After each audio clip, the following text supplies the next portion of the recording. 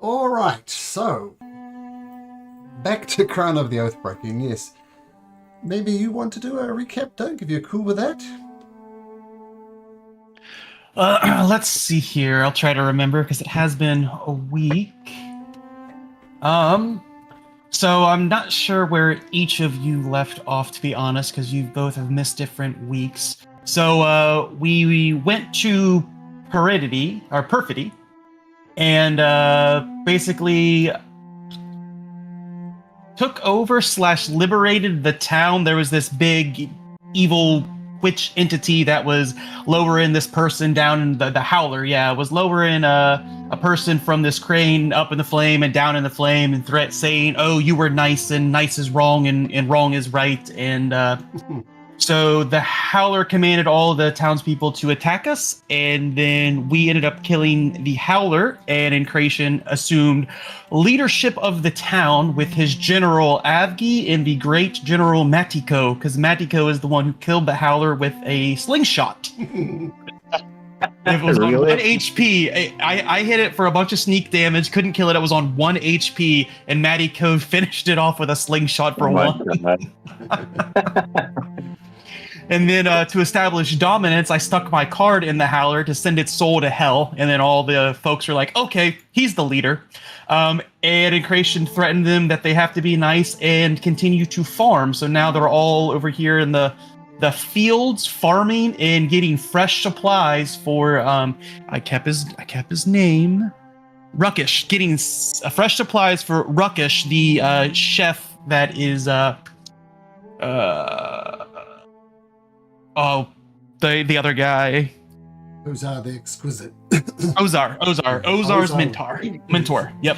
And just one thing I failed to mention, this over here is actually a barge that can get you over the Russet River. There's some skeletal horses, and the villagers can whip the horses, I guess, and it works like a they turn this big wheel. The horses are connected to this, so as a skeletal horses walk, it goes across the Russet River. So that's the one way you can get across the Russet River. Okay. So it's not a windmill. That's not or a water wheel. No, it's not. No, it's a raft for getting across. So that's one thing I forgot to mention at the time, but there we go. Okay. Yep. So then on our way, we went to the pit of pigs. Avgi got a little too close and fell down into the pit of rotting human-like pigs. And a bunch of worms came up from underneath the ground, and we had to kill about 6 of them. Then there was a party like a war party that had a bunch of fey creatures captured of the dark elves. Of the drow, and we tried to interview him like, yeah, we're part of the drow too, and the prince is a personal guard, and let us have your prisoners because we want to torment them. And they gave us one. Avgi put on a show like he was eating them alive, and then we couldn't get any more and ended up fighting them all. We went up to the vineyard. It was just overgrown. Nobody was there. We did find 5 bottles of Fizzle Tongue, which is like an exquisite wine. It was 6 bottles, but we popped one open, and Adai took a drink, and we shared it with Mariko.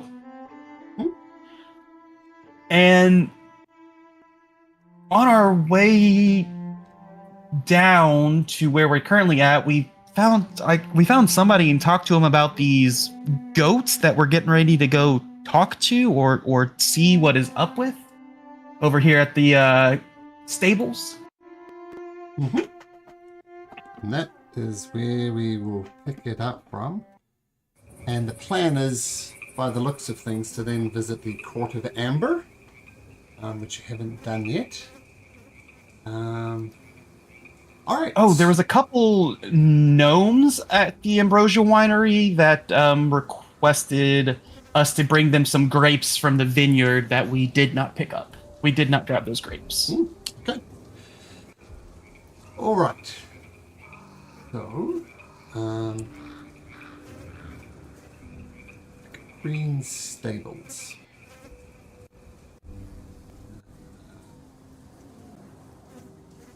So we'll They're not on the map, so they probably don't have vision. Yeah. He won't be here. He won't be there. You'll be there. And Yara.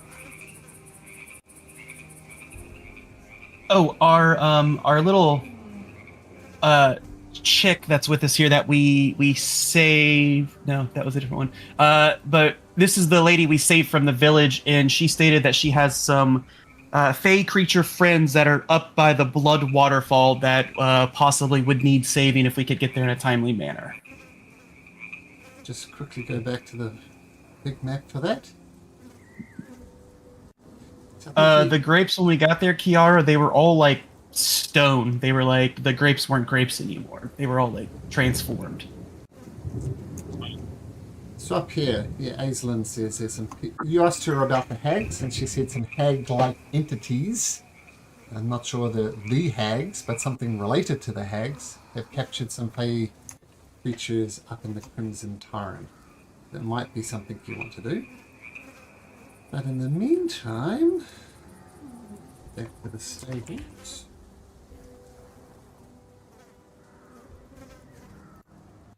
And as you gaze upon these stables, originally the goats, or the goats were all in this stable here, and they've obviously broken out somehow. And Madiko says, "Oh well, these goats, they just look angry. These were nice goats. We used to ride them. They were delightful creatures, but they just seem angry. And look at Jewelhorn. She just looks just messed up. I don't know if we're going to be getting friendly stuff here or not, but what do you guys want to do?"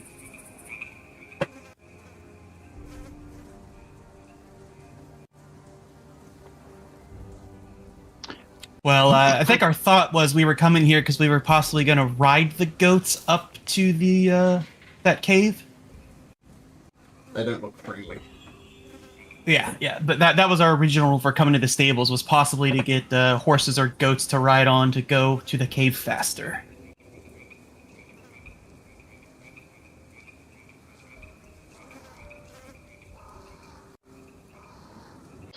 Well,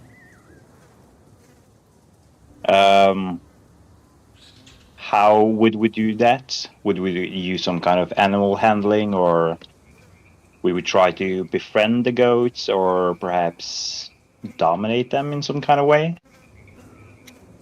Well, Vander, I don't think they want anything from your sack of meat there, but you got any carrots? I don't think I do.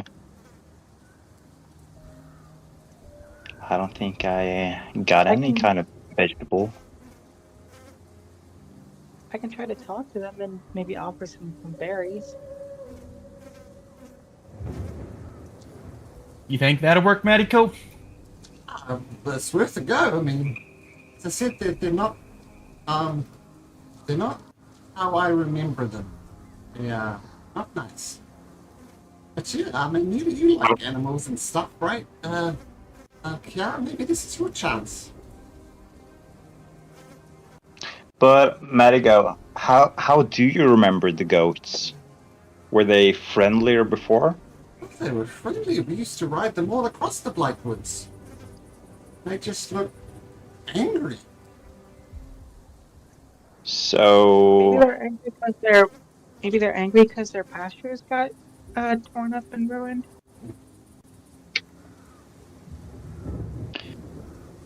maybe. I guess there's a reason for why they're angry, and maybe we could try to fix that problem. Maybe they will be helpful if we did. As you mentioned, their environment not being what it was, Kiara, you notice something about the goats. Like, for one thing, their feet are made from iron. As you look closely, they're not hooves in the traditional sense.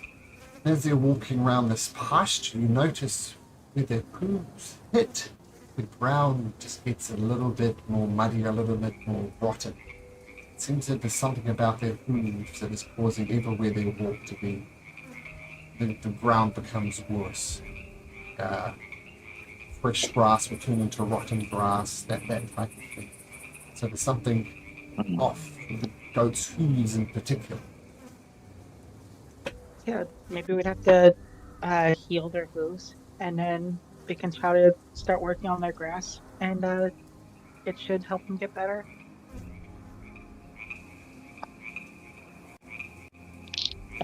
Medico, before, was it possible to speak with the goats? Are they... Do they Oh. communicate in any kind of way? Just in goat. I don't know, you've got things called horses. It was that type of relationship, right? Really, we cared for them, we get rides. Oh, no, my goodness, look at Jewelbone. She's breathing some type of noxious fumes. That's not good. Which one? Which one's breathing fumes? This one, the big one.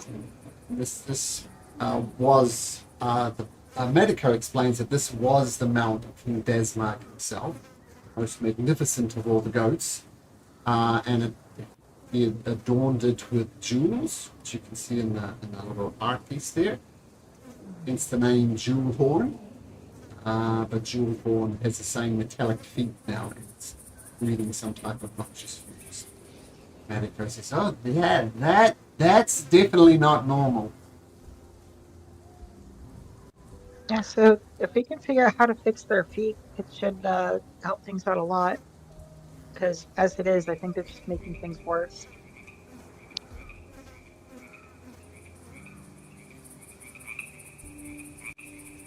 Well, they're obviously corrupted in some sort of way, and I do have a slight feeling that it has something to do with the hags.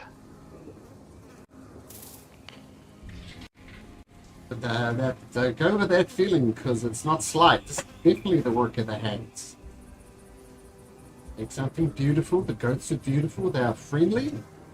And now, everywhere they walk, the ground is cursed. And for goodness sake, Jewel, I'm not sure what she's breathing out, but it doesn't look pleasant. Definitely the work of the hands.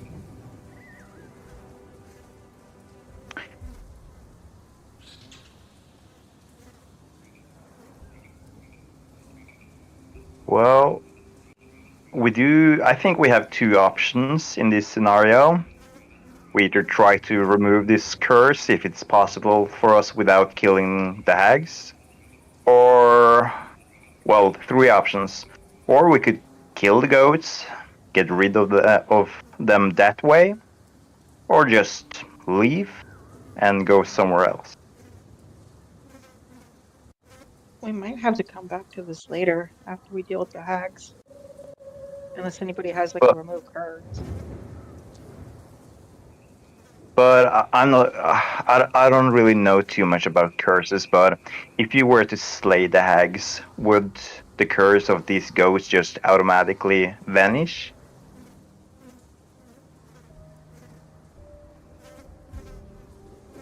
I don't know.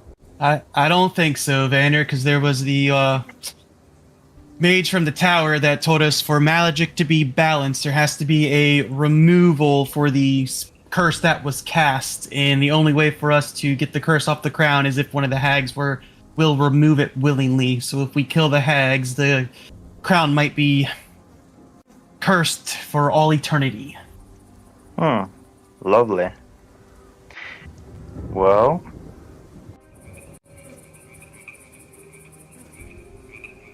There's one minor addendum to that. By the rules of magic, every major curse like this one must have a way to remove it. Whether the hags know the ritual since they created it, but they're not necessarily involved in having to remove it. No. Maybe it is, maybe it isn't. Just to clarify that.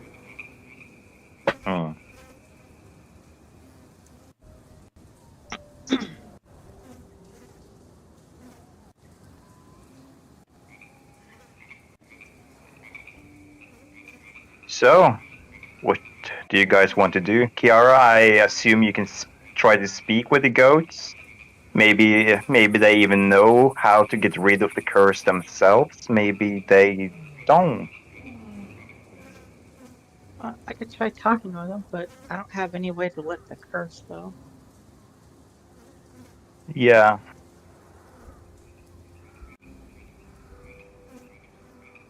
I think only Orion perhaps has some tools to deal with that, perhaps. Like, easy way though. Just as an aside with Orion, Josh is not sure if he can commit to this. He's doing a 4-week trial at his work at this time, and it may or may not continue after the 4 weeks. So, I don't know what the chances of it happening, but it might be safest to assume that Orion is dealing with other things in the background. Yeah. Just to make your options open. Yeah, I think the only best option I have is I might be able to strengthen the plants a little bit.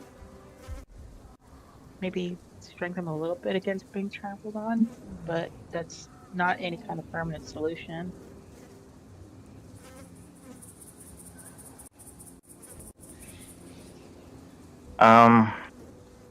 I do have one more question though. Their hooves, were they always like that? Metal? Oh, no. Just to get them as big goats, right? Just big goats. Because the only thing unusual about them was the size. As you can see now, the hooves are iron. It seems whenever the iron hits the ground, the blightwood becomes more blighted. Yeah. I don't know. I just have a interesting feeling about those hooves. We can't just cut them off, of course.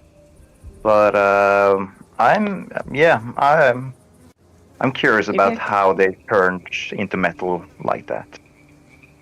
Maybe I could try to ask them and talk to them, like maybe if it's like the whole hoof, or maybe it's just like an outer layer of the hoof that's causing it, and maybe we could like kind of shoe it down like you guys do with the horses.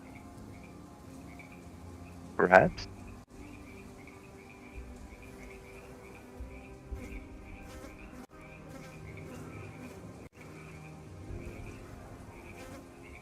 Well, I guess that's our best option, right? To try to speak with them, even though they do look fairly pissed.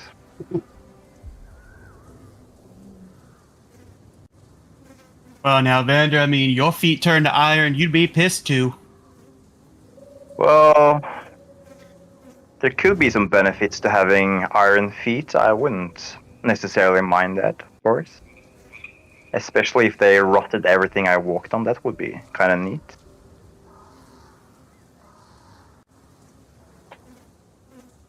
Orion, you wouldn't happen to have any kind of like sanctuary spell to let us get one of us close enough to talk, right? Orion is not here. Ah, no, he's not.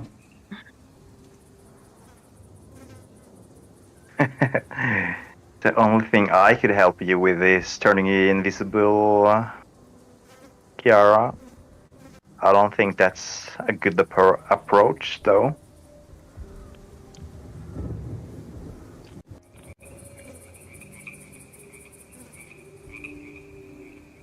I could probably try to approach some good berries, offer them some food. Is usually how you calm down an angry animal.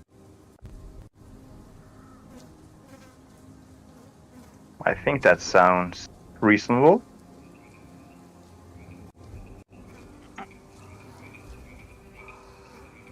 I'll just double check that I can actually have both of those.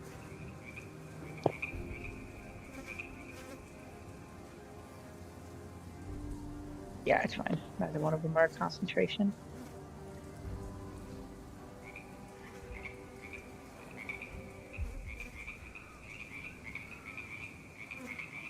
Do you want to try to go with that then?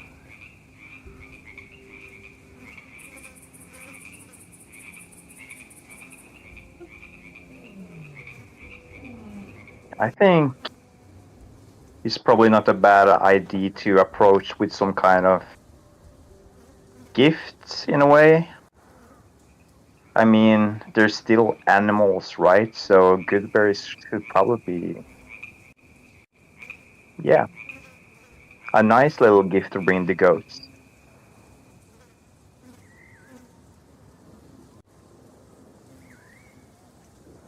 Yes, look at a little pouch, and I'll do some good berries into them first.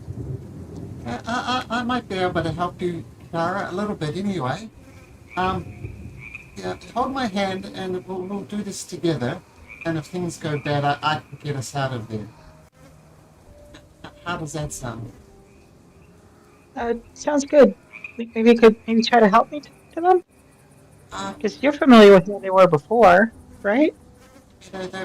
well, I've ridden them before, so they probably recognize me. And I assume I could be helpful, but yeah, hold my hand. Let's do this together. And as I said, if things get bad, I can get us out of here. I can bamf us away up to 500 feet. And he has access to the dimension here, so. And then I'll also cast Speak with Animals on myself before we head out. So this is just it's a dimension door spell. So, okay, so just so we're clear, if things go bad, we're gonna get out of here. What are the rest of you guys gonna do? Are you just gonna hang back? If things go bad, are we gonna fight them? So I can get us out of there. I don't think Kiara and I are in much danger since we can far away quickly. What about the rest of you guys? I mean, these things are polluting the Blackwoods. Pretty messed up. I think the damage has been done already. So, what do you think, Lucretia? Think, Dan. What happens if things go bad?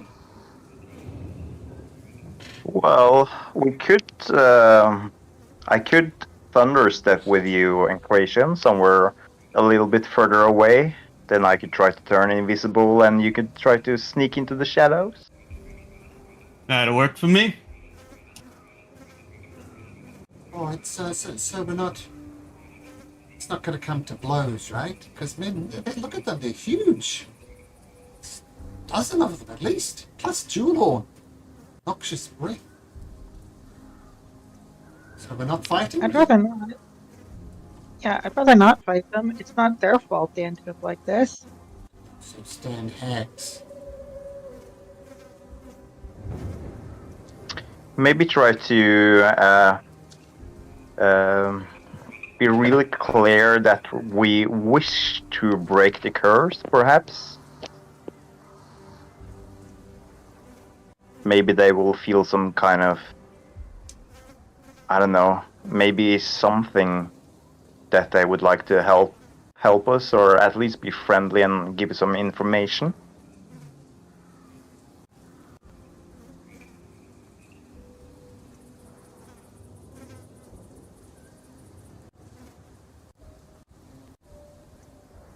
Right? Shall we do this, Kiara?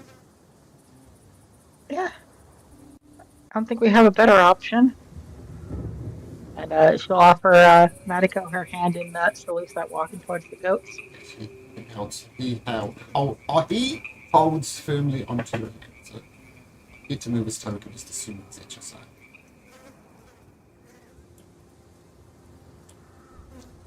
Yeah, you're in the cover by trees here, but once you get to this area, what are you visible? And you cast good berries as well, Kara? Yep, it's right there above the Speak with Animals. Ah, sweet. So the good I berry know. pop into your hand. I know, your dimension door is above it. It's above your dimension door. Okay, well, sure. Well, we'll assume it's casting. Easy enough for Yeah. you.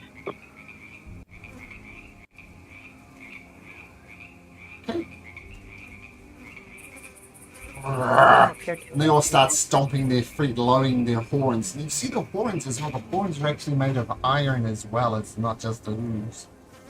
And Jewelhorn pushes forward to the front of the herd with her other goats kind of falling in behind. And as she breathes out these noxious fumes, you can't help but gag just a little bit with these things. They look as if they're about to charge. Kiara! It's okay, Johan. I don't mean any harm. I came to talk to you. I want to lift your curse. I think I can help you. Do not help. First, like what we do. What is that in your hands? Jewelhorn talking. Uh, I brought food as a peace offering. Can I talk with you? I want to know how to break your curse. Give me food. She'll take a berry out of the pouch and show it to him, and she'll slowly put like this base in front of him. What is this? Just a berry. Insult us. But you feel full, right? Just It gives you all the nutrients for the day. Just to get this out the way, make me an animal handling check with advantage because you're speaking their language. Just use that to set the tone of the conversation. 16. Ooh, thank goodness I had advantage. Yeah, it's still very middling though with a +8. Yeah. Do I have anything else? I don't think I have anything I can go on that, unfortunately. Is this you brought with you? You are right. It's for the stomach. Come here. Sins. And goats start walking towards you. Presumably, it's a good berry. Oh, Kiara!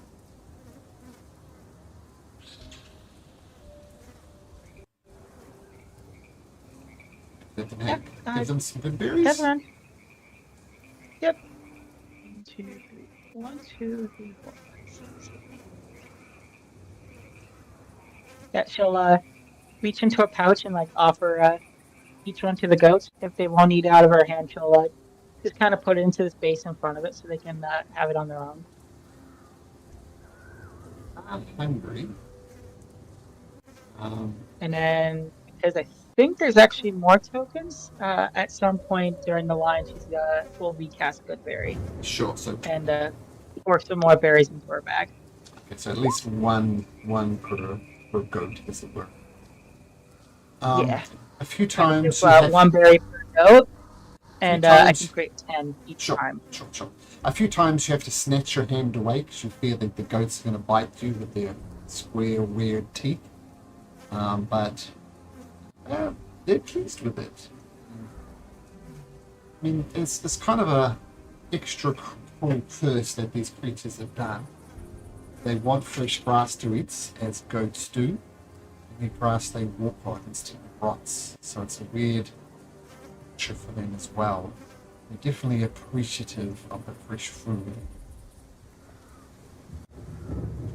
I've done something good. What is it you I want know from too. us? I noticed your hooves seem to be damaging your food, and I was wondering if you know what caused this or how to lift it. Because if it's a curse, all curses should have a way to remove it. You know, like who might have done this to you? I think they called themselves the patrons of Alice. They did this to us.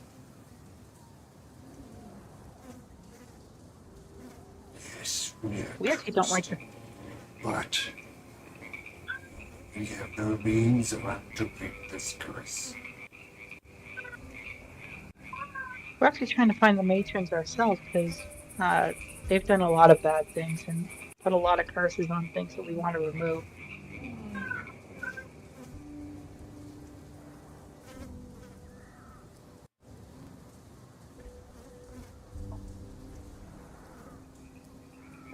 I can certainly try.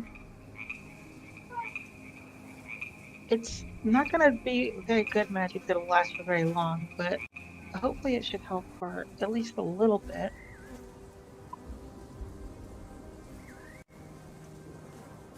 What time? It's early on. So I don't think the group wants to spend the entire day here, right? It's a question to ask him. I would Well, think. I don't know. If it 'Cause- possibly would allow them to let us ride them, it might be worth it because it's going to take us more than a day to get up past to where that cove is, that cave. it might be a good investment. Yeah. Because my idea was to spend 8 hours casting plant growth over here to try to enrich the plants and help it grow better. But that's not going to fix anything on the long term. Eventually, it's just going to trample it back down. Uh, Depending on how powerful this curse is, it uh, might be soon or it might be longer.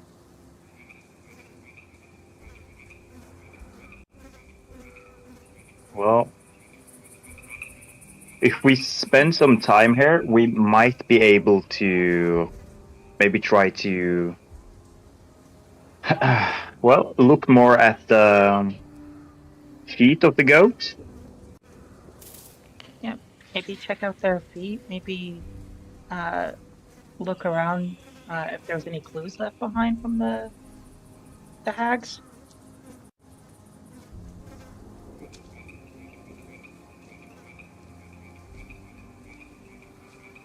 I'm not opposed to staying here for 8 hours, though. It might. Well, you never know, right, if it's the right or wrong decision, but I think it might be a good idea to at least try.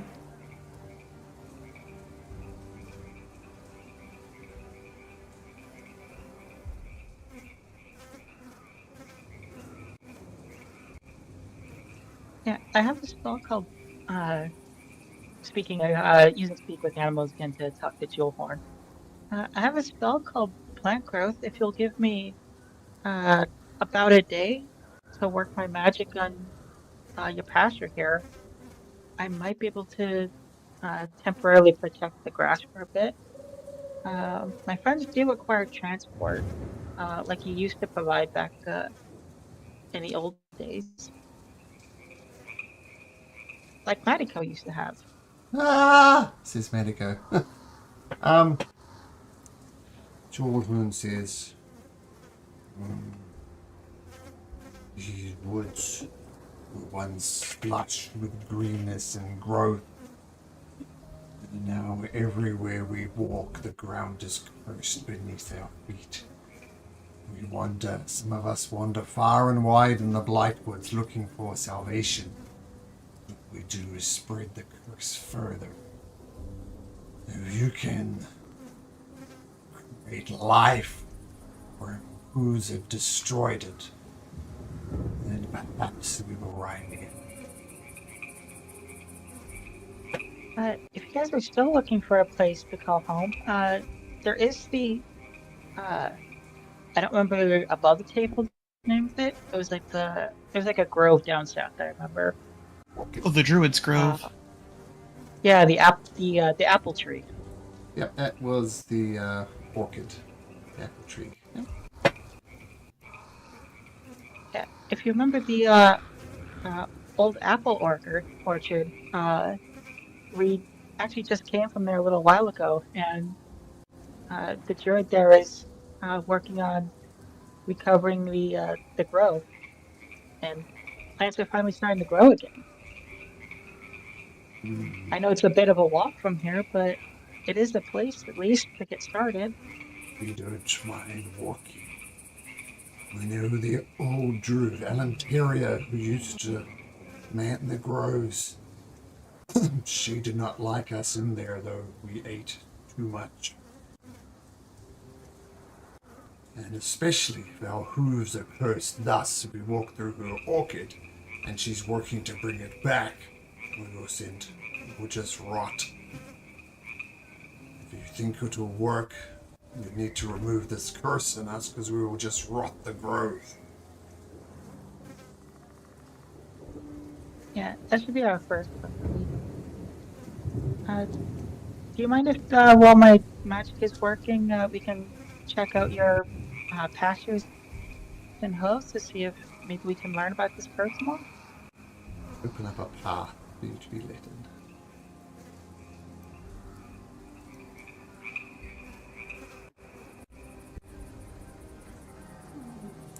Hazelin shuffles forward and she takes Incration aside and says, we're still going to head north, right? Even if we don't get these goats. Oh yeah, little lady, don't worry. Alright, I am worried because they deserve saving, and I understand what Kiara's trying to do here, but the longer we wait, the more danger they're going to be in. I get that, but if we don't have transportation, then the more danger we could get in by the time we get there.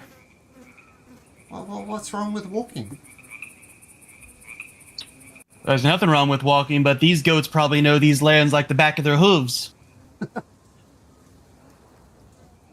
Alright, so we'll still go, alright, even without the goats. Yeah, it's just we're here. Might as well do a little bit of good, and maybe put a little smile on their damper. Of course, I understand that, but I think you know what I'm saying, right? Those guys up there are in trouble now. These goats have been a problem for a long time.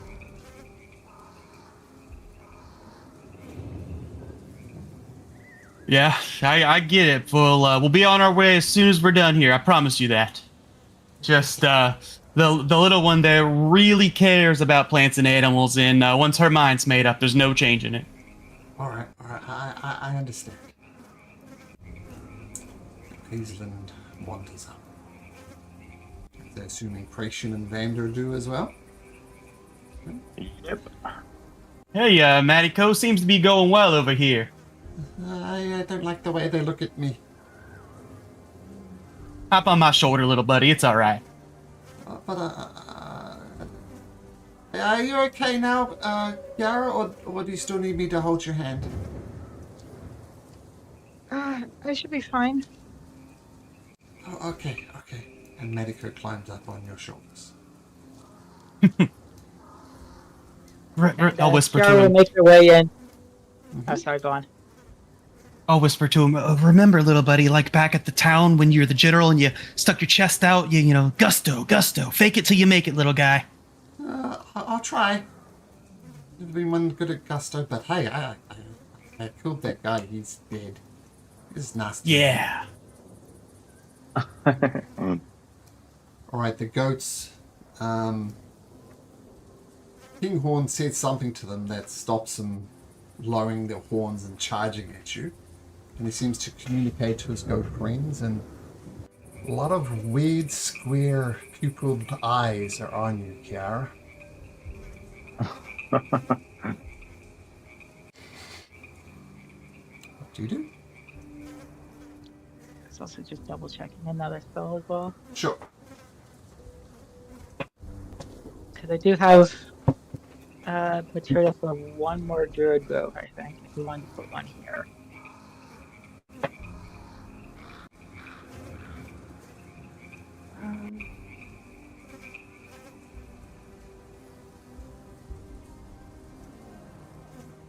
Yeah, did we? Because how far? Because I think my other one was back at that apple orchard. How far is that? How far to the apple orchard, or what's the area of effect? It was like 90 foot around, and it was centered on like her apple tree. Ah, okay. But I think that's a ways away if we needed a new grove. Mm-hmm. I only have one mistletoe though.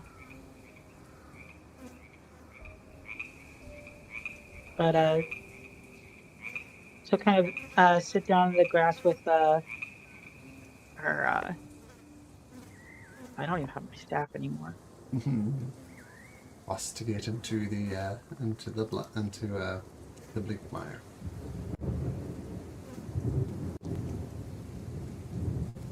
Yeah, she'll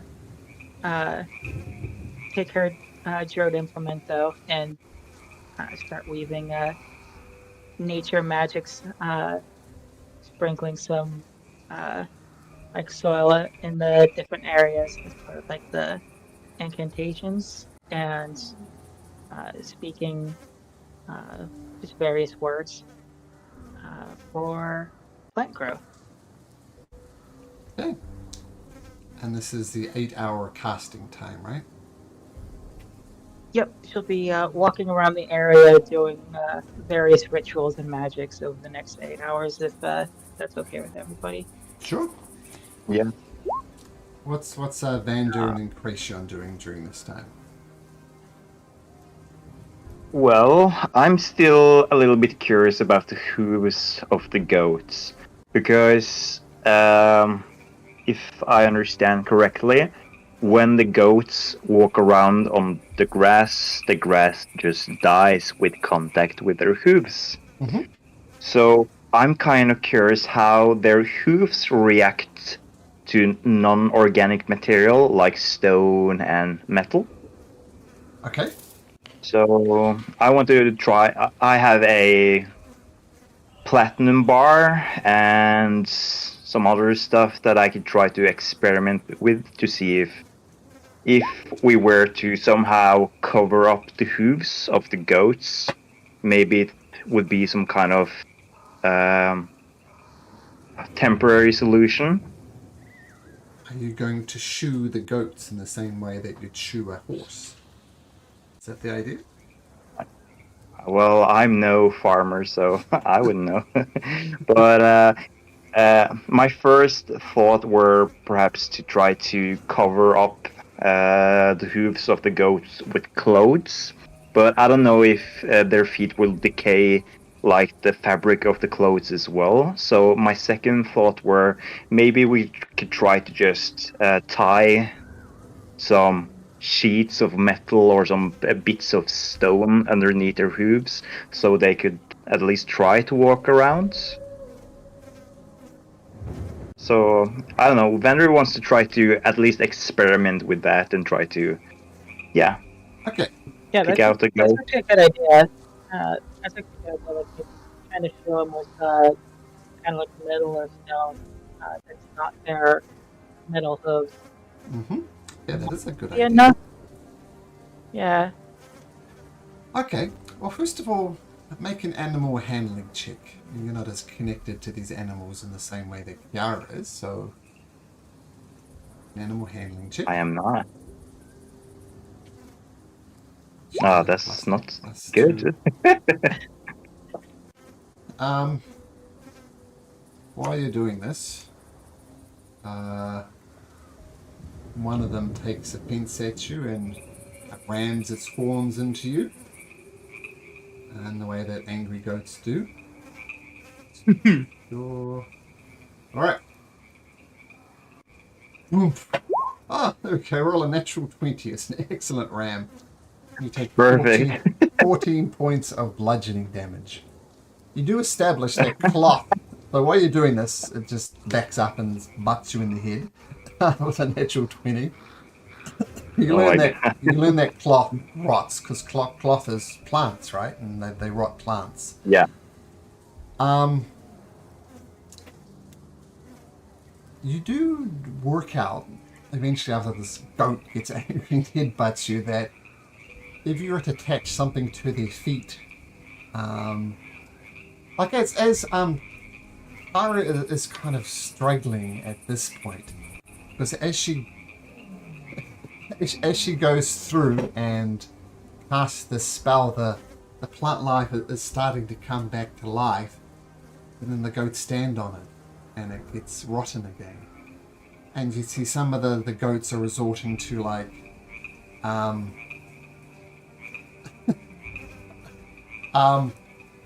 doing the dead goat thing. You know that thing when goats go instantly stiff when they're scared?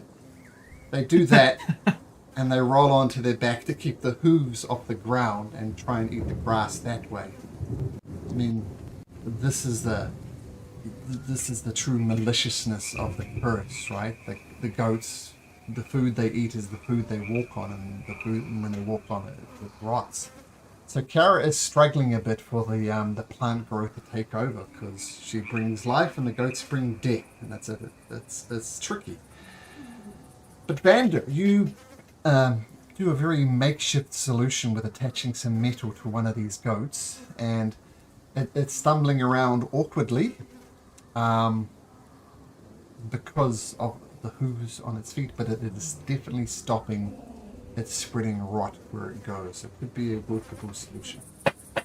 But at the moment, that the goat, sometimes for some reason people put boots on dogs' feet and they walk really weirdly with the boots on their feet. That's these goats at the moment. Good solution, but it's going to need a lot more work.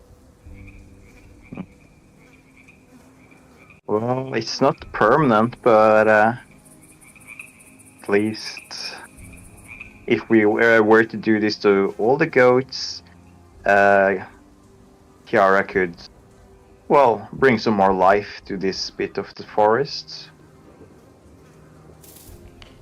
But I don't know if we have enough material for all the goats, though.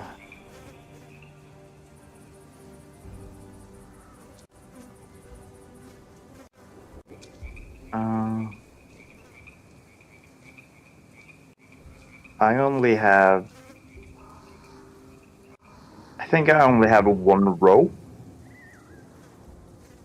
And yeah.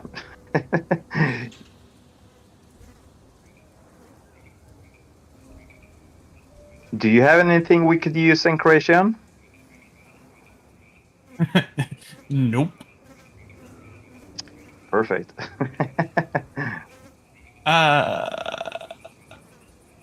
I have. It's not going to do much. I have a set of normal leather armor that I'm not working that Yui could cut up and put on a couple of hooves.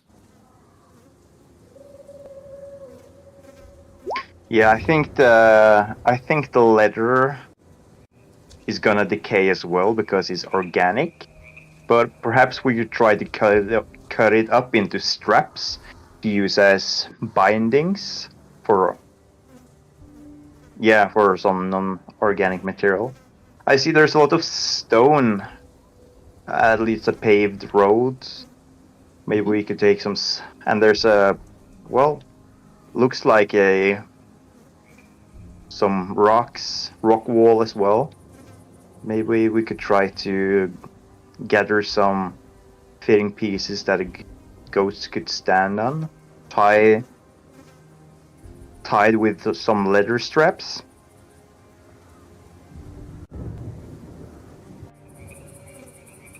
Give it a shot.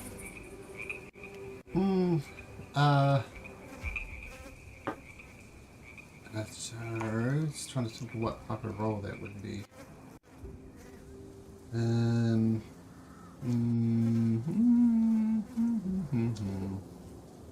Survival? Yeah, survival. Survival works. Make a survival check, Bandit. See if you can get these attached. Maybe you're better at this than I am, in Creation. Yeah, so Hello. Give it a shot. I'm going to give you a bardic inspiration, though. Oh, there we go. yeah, I have a class feature part of Druid that makes the plant growth area bigger for the action cast. But it doesn't say anything about the 8-hour version. I don't It's a know if maybe 1d8, by the way. 8-hour version would be bigger. 8-hour version is a half-mile radius. And this will make it even bigger. Sure. So, that's fine. We'll make it that your plant growth go bigger. That's fine. And we'll get back to the hooves in just a second. So, Kiara, as you cast these spells and wander around the grove, you notice that you notice that the problem is you bring life, as I said, and the goats bring death. Jewelhorn approaches you and says, "This is a temporary solution at breath. You bring life, but our hoods bring death. See what you are trying to do, but it is not working." Yeah, yeah. Like I said before, like it would be a temporary thing, to kind of protect the ground a little bit, but your hooves, I think, are the problem. The curse that you're uh, infected with. We will. We Uh, will. Maybe. it looks like my. Maybe this will It looks work. like my. Yeah, You. it looks like my friends were. Oh, sorry. Well, we'll just finish this. So, maybe this will work. You cast the growth. We will tread past through it, and we will stick to the path. Maybe that is the best solution. We won't trample everywhere we go. Yeah, that's what I was thinking. Like, as I'm casting this, maybe if you could stick to that stone path over there. Yes, that is a good solution. Then we could eat the grass that's reachable by the stone path and gradually eat our way inwards. That could work. It also looks like my friends had the idea of maybe using some stone as like shoes. Would that be okay with you guys? I don't know. So we'll switch back to Incration. So you do an excellent job of attaching it to it. What did you roll? You rolled a 26 with the Bardic. 26 with the Bardic. I was trying to also talk to the ghost, so maybe give you advantage. Well, this is to attach it. Yes. Well, there's already a hit button, so that's gone. It's the goat. You put it on. It works. There's a little test trot on the grass that is growing outwards. It works. The goat is not moving very fast though. Because I imagine if I had stones attached to my feet, it just throws off your balance, throws off everything. But it has solved the problem of rotting feet. But it's a temporary solution. The rope that you've tied it on with is going to break because they're literally standing on the other side of the rope on the bottom of their hooves. So I think it works. Yeah, Vander, I don't know how long this is going to last for them. It's not really even a solution. It's a minor band-aid on a giant crater. Well, I do not disagree with that. Voodoo's on a cat, exactly.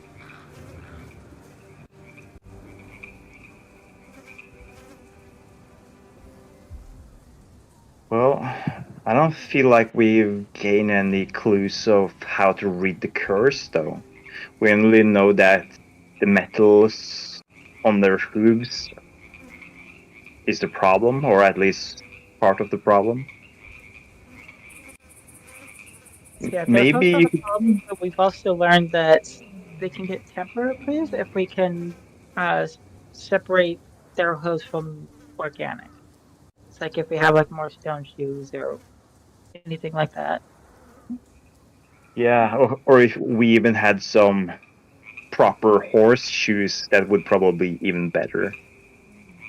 Or goat shoes, if you would. Horseshoes would be perfect, but you don't have them. Or even Yeah, those kind of magic short horseshoes term, that let you float. Or even those magic horseshoes that let you float above the ground. Oh, yeah, that would also work. Medico, at this point, it's going to take Incration aside. Incration, can I have a word with you? Yeah, little buddy. Look, the woods here were my home. I enjoyed this place once when King Desmag was ruling. And it seems as if these goats are the ones who made the woods blighted. I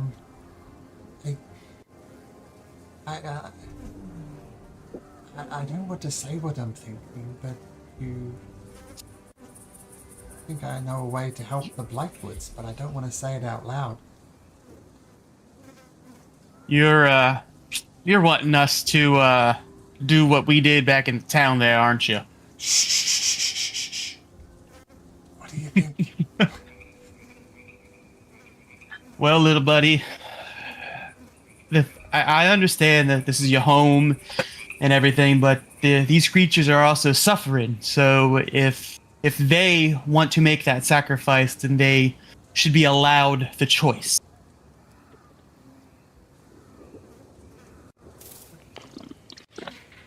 We are not judge, jury, and executioner, my friend.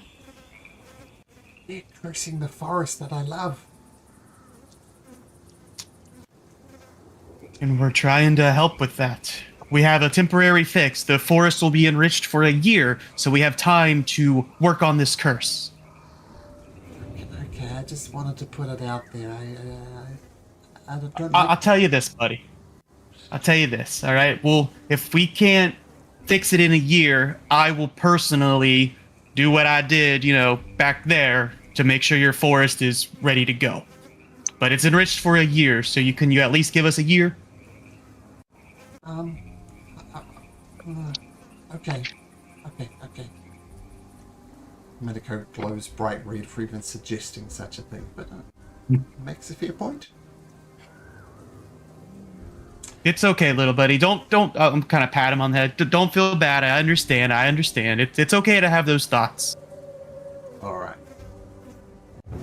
So, Kiara, you spread, like you did in the mining town in Glarion. You bring life when there's only death. The goats under the leadership of Jewelhorn dutifully just stay to their paths. They eventually carve out paths beyond the stone thing. But there's going to be life here, for a while at least. The goats are going to be fed, and maybe other animals of the forest will come here as well. It seems wherever the goats go, death follows, death of the forest follows, but a solution, albeit temporary, at least. And I'll still try to bless. And I'll still try to bless their past too, so that way, if we do actually manage to find a cure within next year, it'll still grow on its own.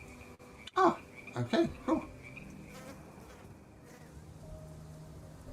Yeah, and you feel confident that one way or another, things will resolve themselves in a year. Either you all die and the curse continues, or somehow you manage to break it. But either of those two things are possible easily within the next year. Yeah, definitely by the next year we should have our solution one way or another. Exactly. All right. Well, like you were saying, either we're all dead and it doesn't really matter, or we end up succeeding. One of those two things will happen. Jewelhorn says, "Thank you. You are a blessing to this land while we're, through no fault of our own, we are curses to this land. We thank you, Kiara, for trying at least."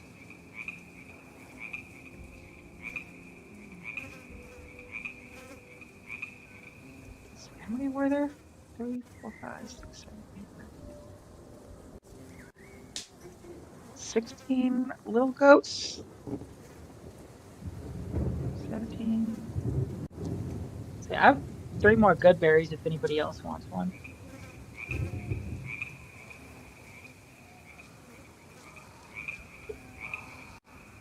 if nobody else wants one, I'll leave the last 3 on the stone path so they could have Sure. berries later.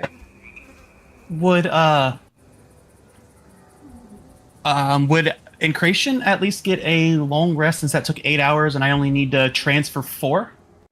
Being an elf? Sure. Yeah, long rest. We're gonna. Okay. You can spend the night at the grove if you like, with these goats. Because I imagine Kiara is, if nothing else, is maybe physically exhausted from concentrating on a spell for 8 hours, right?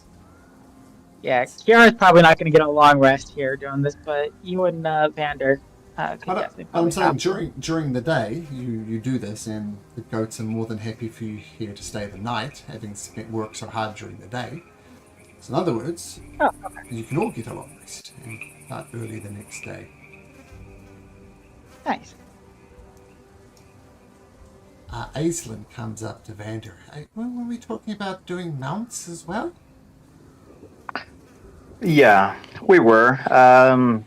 Might I suggest that since Kiara is the only one that's able to speak with the ghosts, that she tries to persuade them? I mean, it would be in the goats' interest as well that we haste our work, right? So if they could lend us some hooves, help us get it across the lands faster, perhaps we could even manage to get rid of all the curses a little bit faster. It would also help their pasture since they wouldn't be actively walking on it. They would have the however many days we'd be using their services. That the pasture would be recovering. And maybe we'll even be able to find some proper shoes to the goats that we bring along. But I think if we bring some goats along, they shouldn't be wearing these makeshift goat shoes. We'll have to feed them and take care of them on our own, I think. I actually just remembered a detail from the recap that you guys were giving. That last town that we were at, you said that there was like horses that pulled the ferry boat. Skeletal horses. If they had horses there, I'm assuming they weren't always skeletal. They might still have some horseshoes lying around that they'll let us use for lambs here. Interesting. That's a good idea. I just remember that detail from the recap that we had. Okay, well here's Perfidy, the town you're talking about. And the skeletal horses are on this barge. Definitely have stables. Definitely because I don't think there were skeletons the whole time, so they probably would have had stuff to take care of them before, right? Is my thought. Interesting thought. Of course, it's a while away. No, it's not too far away, actually. It's perfect. Down here it looks like.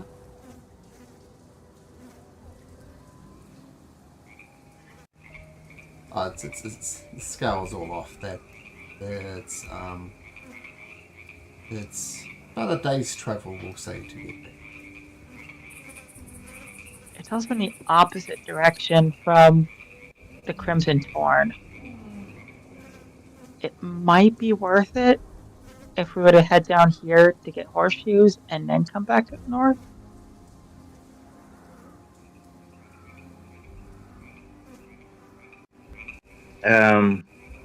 When we go to the Crimson Tarn, do we plan to go back south? Can we cross the river? Do we want to cross the river? If we could? I mean, because my proposition is that if we are to go further east after the Crimson Tarn, I agree that we should go and pick up the horseshoes now. if we are going down south again, I think we could pick up the horseshoes later. Yeah, so that would be also like the second option that we have. We just go straight to the Crimson Torn. We're gonna corrupt things along the way, but then on the way back, after saving the people, we can come back to the uh, Perfidy and maybe get to Horseshoes on the way back. Kind of going like Yeah. that.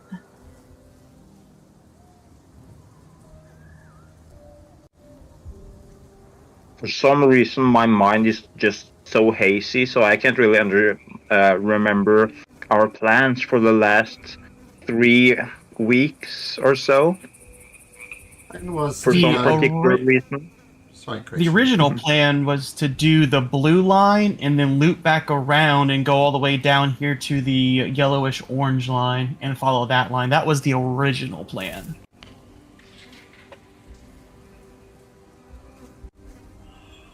Of course, you Witch Cave. I assume you want to visit the Witch Cave at some point, which is up there. Yeah, where the hags are supposedly, or at least one of them are supposed to be. Well, following the blue line on the map. That would take Maybe us back we, south.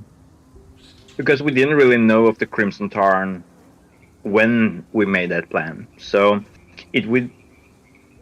Oh, the make Crimson sense. turn basically happened when we were in Perfidy here, when we rescued the lady that's with us. She's the one who's like, hey, I got friends that are there and being possibly tortured. Yeah. Did we ever deal with the worm down here? Because we did have that shortcut thing with the tunnels.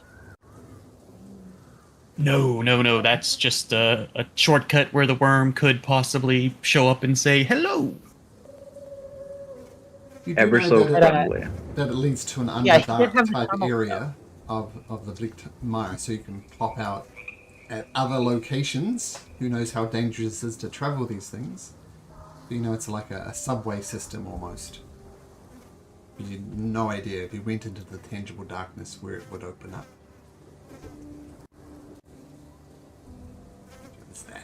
Yeah, that was always the third option too. If we were heading back south, to go to the orange line. Yeah. Maybe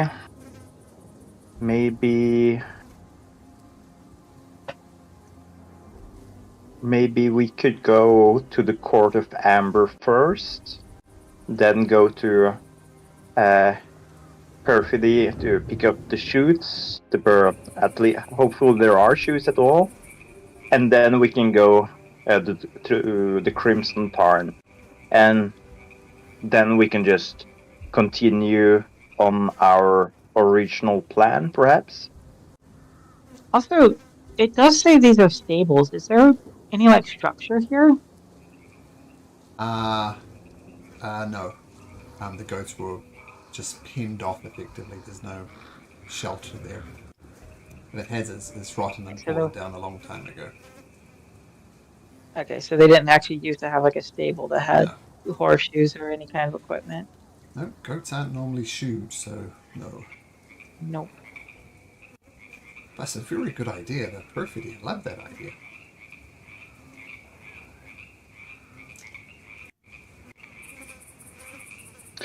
Yeah, depending on how time sensitive, I think we are already behind having to do the plant growth, so it might be better to just go straight there and then double back to Perfidy.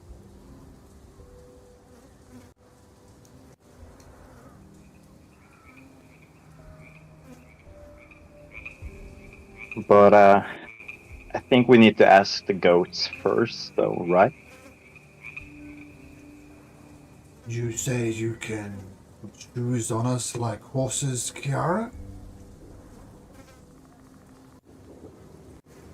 I know it's not ideal. You probably prefer to not have to wear the metal horseshoes, but we're thinking it might be able to protect the ground you walk on, so you don't have to worry about corrupting and bringing death.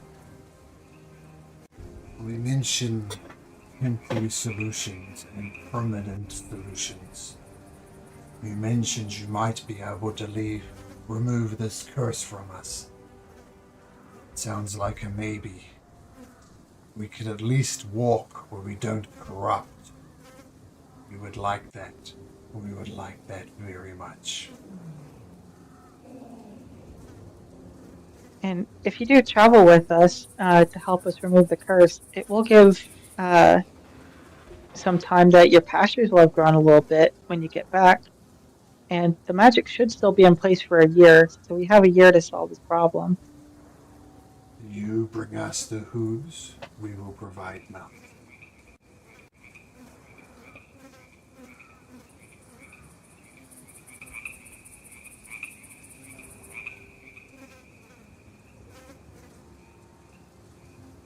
Does that sound fair, Kiara?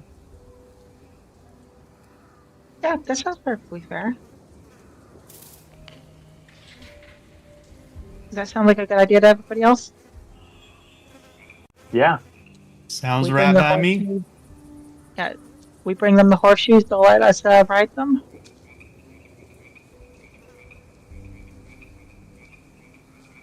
We were told that there was like hag-related stuff in Crimson Terror, so we might be able to learn more about all these curses going on.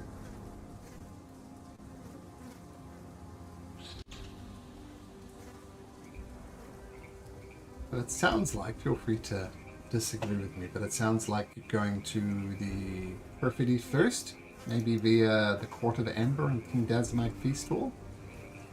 So not so much the pinkish line there. Always interesting. Yeah, I believe so. These beautiful maps that are being produced, and then you just scribble all over them.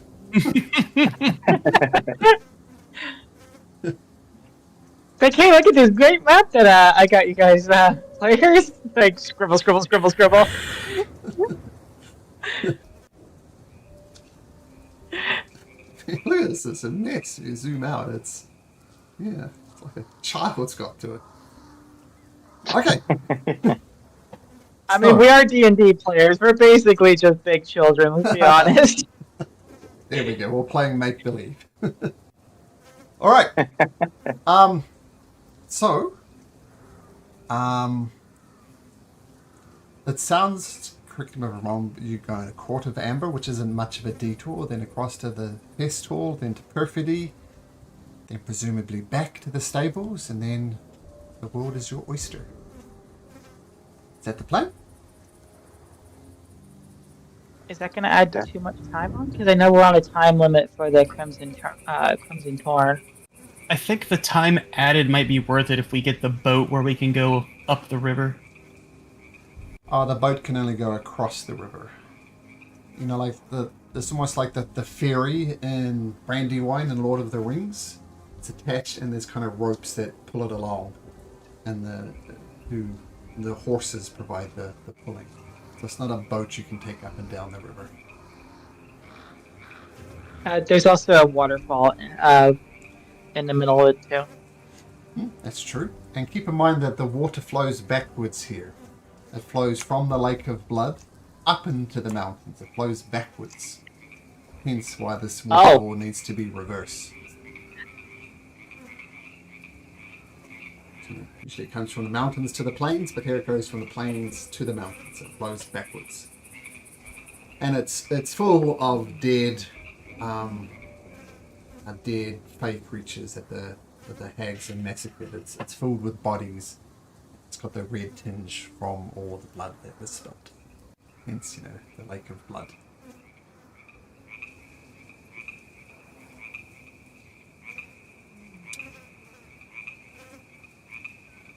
Okay, so If we can't use it to go up the river, do we just want to go straight to the Crimson Turn then?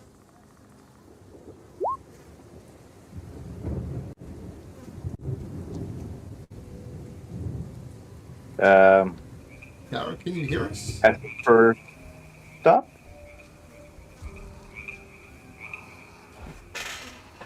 Wait a second, Yara's Like- having some audio issues. Yeah. My Discord cut out. No, Okay. I can hear you just fine, Malcolm. Yeah, it's Oh, Kiara. Her Kiara is what she typed. I just see that. Yeah. I'm reading what she typed. I tell you what, let's take a short break. I'll let Kiara sort out her Discord, and hopefully you'll be back in business when we get back. Okay, so let's take a short break and work out where you want to go next. Cool.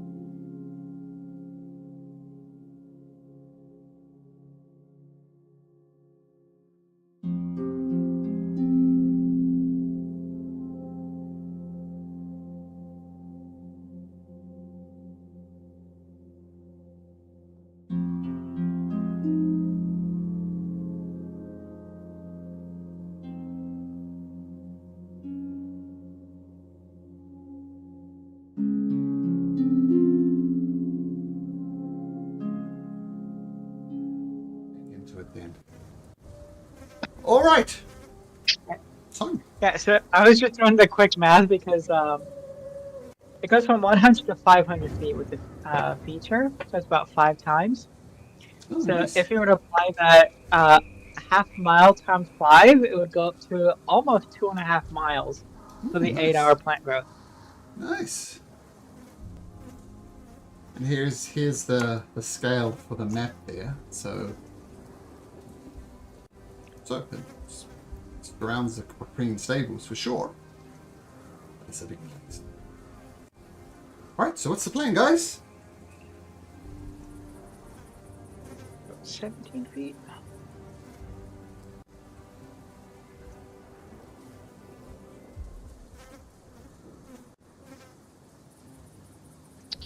Well, Wait a I minute. I just think worked it out. Oh no, never mind. Carry on. As you were. Wow.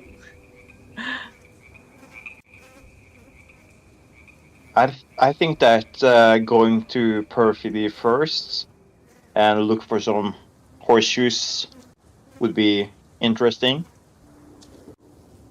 And then perhaps if we find some horseshoes, go back, help the goats, get some mounts, and then seek out the Crimson Tarn.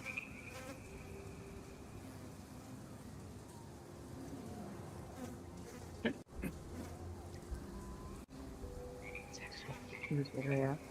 Oh, it's also hitting the vine grove too. Nice.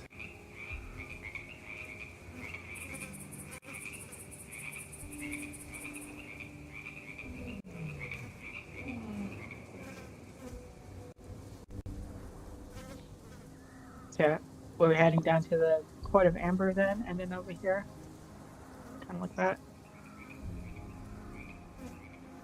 Okay.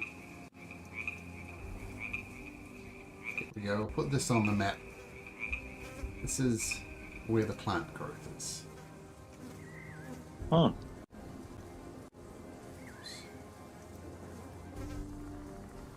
And then there'd probably be a similar circle down here. Actually, did I just do the grove down there, or did I do a plant grove too? Whatever. We'll just put a smaller one on there, like that. That's about the size of the grove. There we go. All right. So Court of Amber sounds like. Yeah, I think that's the plan, right? All right. Let's get rid of some of these graffiti lines.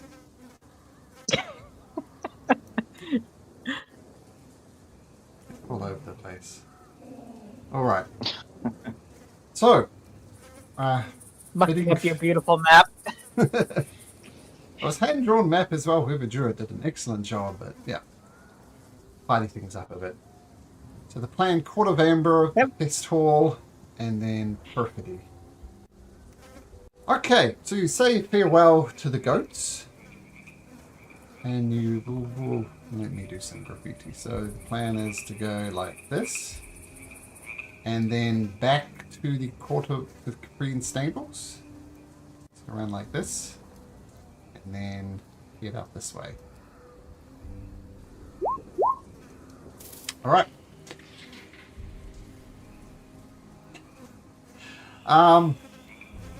Okay, so saying farewell to the goats.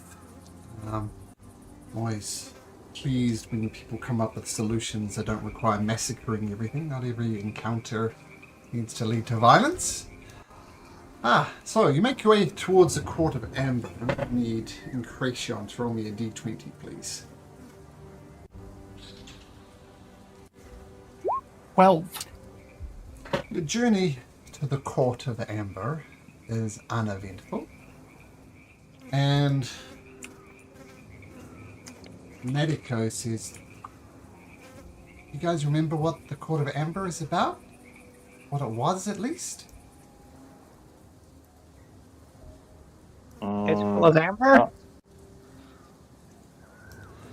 Well, I know you probably remember this anyway, but let me remind you.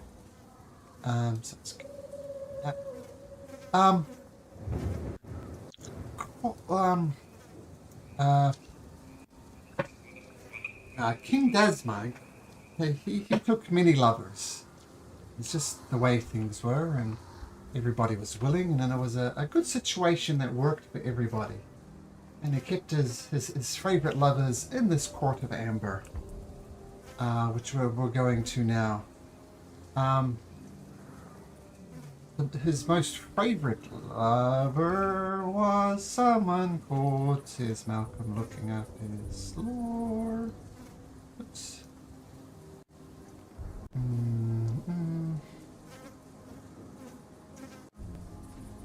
Yeah, so he kept all his favorite lovers there, and they made love under the moonlight, and it was nice. Everybody was happy. That it was a situation that was working for everybody. But his favorite of all was the magnificent Saraldin. She would, her beauty was unsurpassed. I mean, each one of his lovers were beautiful and gorgeous and otherworldly beautiful, but Saraldin was remarkable in her beauty. She shined amongst all the other diamonds. She was People used to travel to Sogilgard, as it was known then, just to gaze upon the beauty of Saraldin, and some people came and they just wept in her presence. Her beauty was so great. So I'm hoping Saraldin is there again, but Didn't we met one of his lovers that we sent to hell because she just wanted to die more than anything? Was that this one? yes, that was Saraldin. So ignore what I said. So I'm getting my campaigns confused. Yes, you did meet her and you did kill her, and she was beautiful and she screamed at you. Sorry, you're right. You did do that. Because she kept wailing, and Avgi almost died from all the wailing. Yes, that's right. That's right. Sorry about that. Got a bit confused. Okay. Yeah, so Saraldin was the most beautiful, but now she's dead, so yay. Well, now she's beautiful in hell. There we go. I mean, she begged for it. I kept on trying to talk to her and let her know she was still, attractive, and people, remember the memory of King Dasmag. But nope, she just wanted to join him. She just wanted to die. You come to the Court of Ember. It looks like it was once magnificent. It's made from tree vines and stone, and the tree vines are held together by amber. But as you approach it, you see that you don't see anybody.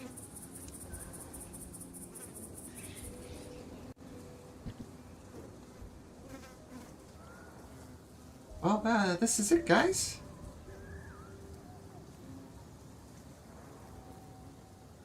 Well, not such a lively court, I would say. Should we Well, take a look around?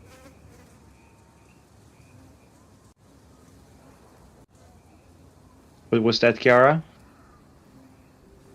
Yeah, not a whole lot going on here anymore. Doesn't really look like that.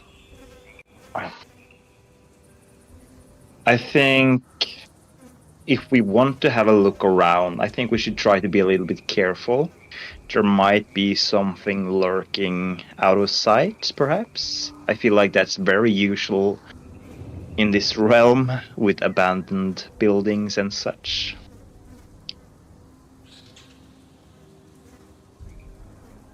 Yeah, don't go off on your own. Take a buddy at least.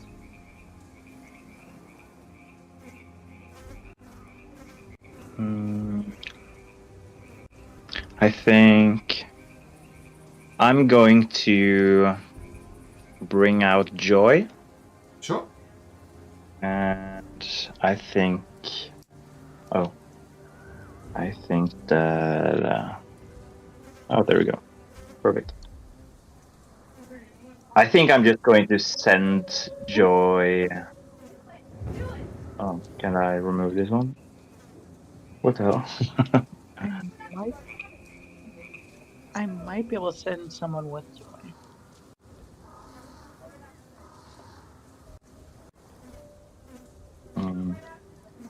Can you delete one of the joys, Malcolm? I can't I don't see seem to be any able to do joys. that. Yeah. Now what? I'll put Joy on and maybe refresh your screen. What kind of creature is Joy? She's an imp. Imp. I need a refresh, Vander. Oh yeah, okay. On my screen there were currently 3 joys, so a little bit What excessive, kind of I would creature say. is Joy again? Imp. She's an imp.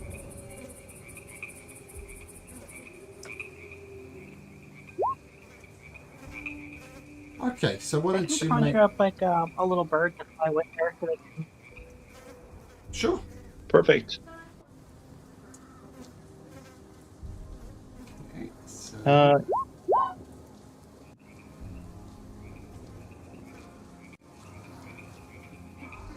Can I give a bardic inspiration to Joy? Is that possible? Sure. She's a creature. You can absolutely bardically inspire her. Yeah, cool. Let's go. I assume Joy's invisible, right? Yeah.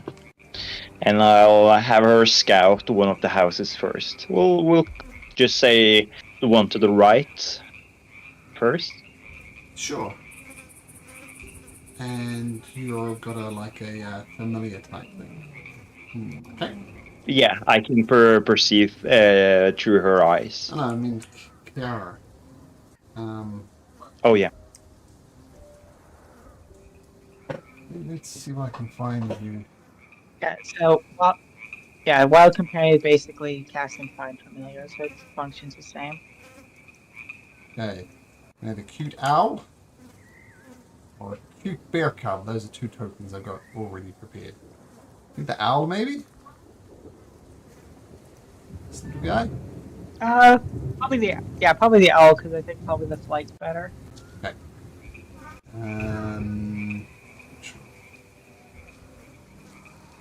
You should be able to move the little owl around now. Okay. Okay. So, both of you are trying to be subtle about it. You can both make stealth checks. Joy's will be at advantage because Joy is invisible. And the stealth check, actually, let's make this an actual owl. Oh, not an owl bear. Different.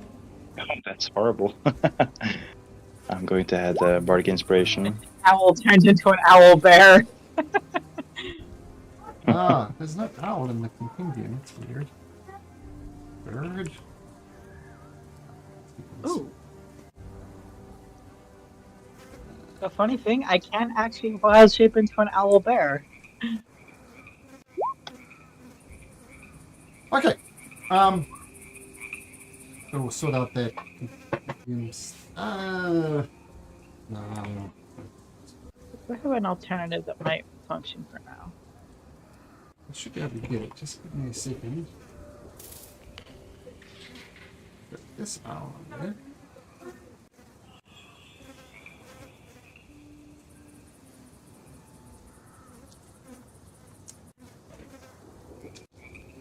Okay, now your owl should be a full functioning owl. Alright, so stealth check for an owl is +3. So just roll a d20 if you like to go and add 3 to that.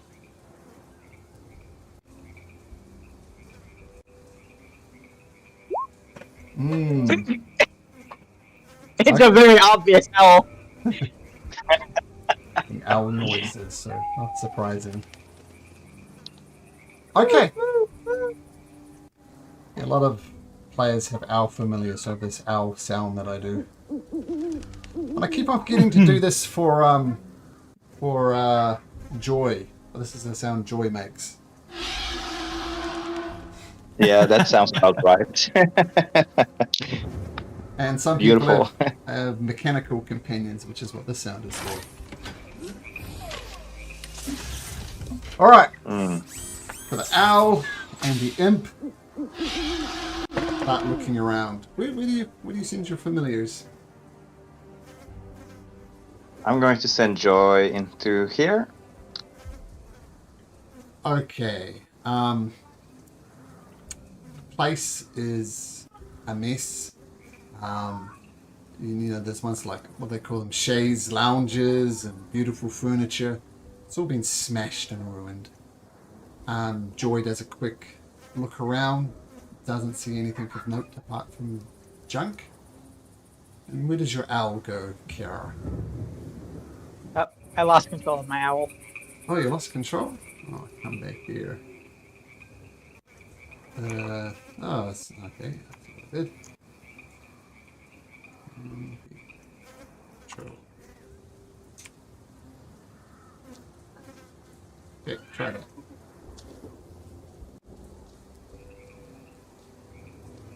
Sticking more to the outside. I'll probably go over to this tree. Is there like any windows on the outside that I can try to peek into? There's windows, but they've been overgrown with vines and stuff. There once windows, but you can't see into the windows due to the overgrowth. I don't want to go into the building with an owl.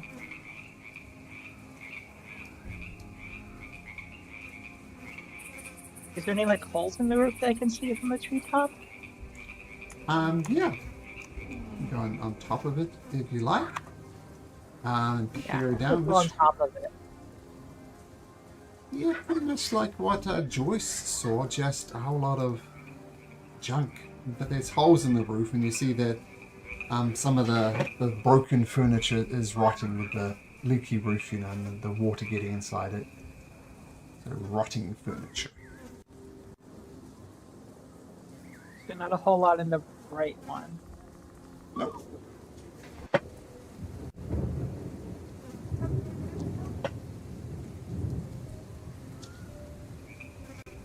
I can't really see Joy, so my owl's just gonna fly over to the next building instead and start looking over there. Sure, tell you what, make a perception check for the owl.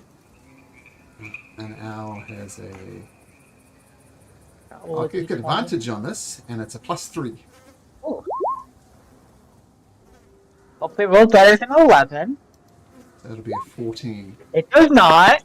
Okay, yeah, sure. So 14. Okay, and what's Joy doing? Well, I think we should probably tag team this, so Joy can just go through this other entrance here. Okay. And yeah. Why your owl? Owl's actually looking from the owl's looking from the roof too. Yep. It's not going through a door. So we'll say this kind of happens at the same time. Joy starts flying through it as the owl peers through the roof, and you see the same thing. You see a group of female dryads, satyrs, those type of things. They look haggard, they look wearied, and they're actively hiding. Like you see them kind of hiding behind broken furniture and looking at each other and urging each other to be quiet, with fingers to the lips. And they don't notice Joy despite Joy's lowish stealth roll. You mean the owl? Actually, Oh! I didn't see Vanders. what did your? Yeah, yours is bad. His is worse.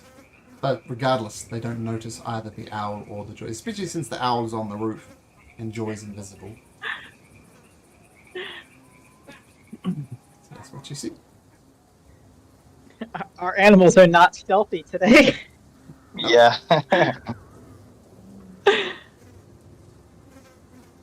Well, I'm going to tell Encration what we see inside the building.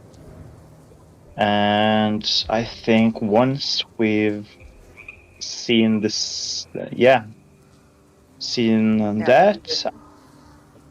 go quickly go to the last building as well. I'll fly over to the other side and look down from above. Okay. You check it. This one's abandoned. Seems the only thing Mm. of note is these satyrs and dryads all hiding, looking miserable, gaunt. They've got some wounds on them from surviving in this. They look infected. You can tell, like, at one stage they were extremely beautiful, and they still are. Of course, everybody's kind of beautiful, but in beautiful in terms of appearance, they don't look as beautiful. They look infected, wounds, bruises. I'm not as good at it as Orion was, but I think I got some stuff that might be able to help me if you want to help the people in there.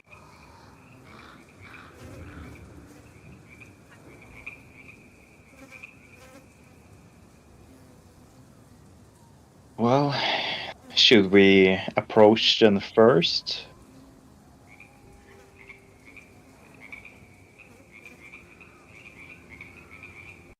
We should probably definitely let ourselves be known to them, so like they don't see us sneaking around. It might make Yeah. them more scared.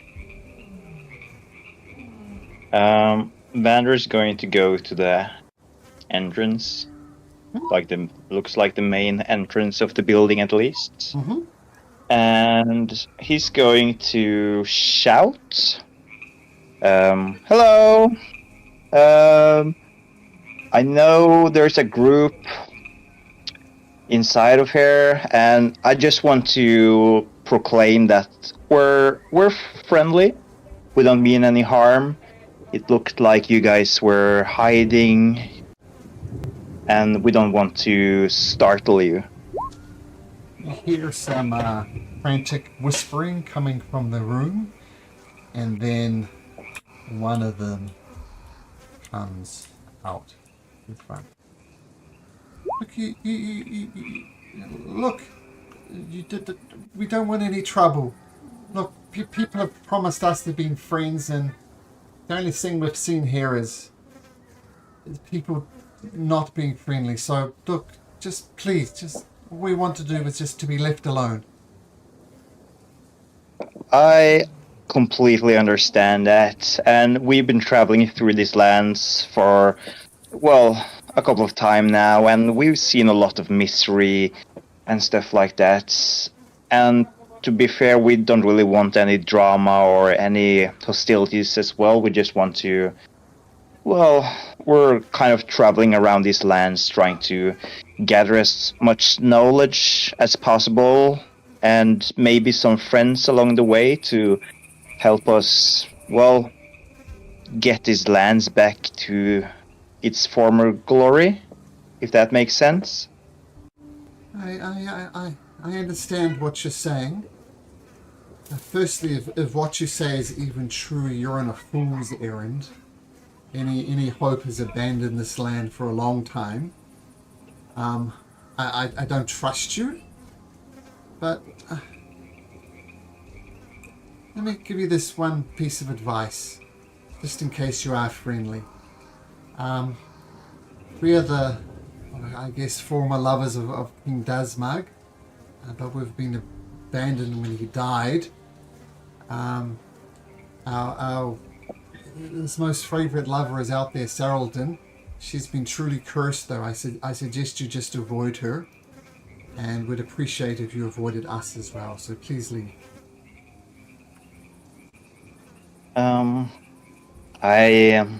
Well, I might be a fool, but you're certainly not one.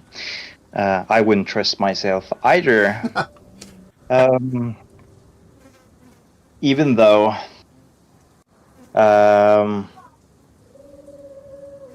we wouldn't mind some assistance or giving some assistance either. If I did notice that you guys were not in the best conditions, if you need any food or stuff such as that, or if you've had any problems recently, maybe we could help with something. Make a persuasion We're- check, Vander. Right? Yeah, I'm not doing any deception. Oh yeah, that's nice. Persuasion. Oh, wow. Pick Wow. Silver Tongue. What does Silver Tongue Perfect. do? Out of interest? Yeah, I can't roll below an 10, so minimum would be 18. Wow. Okay.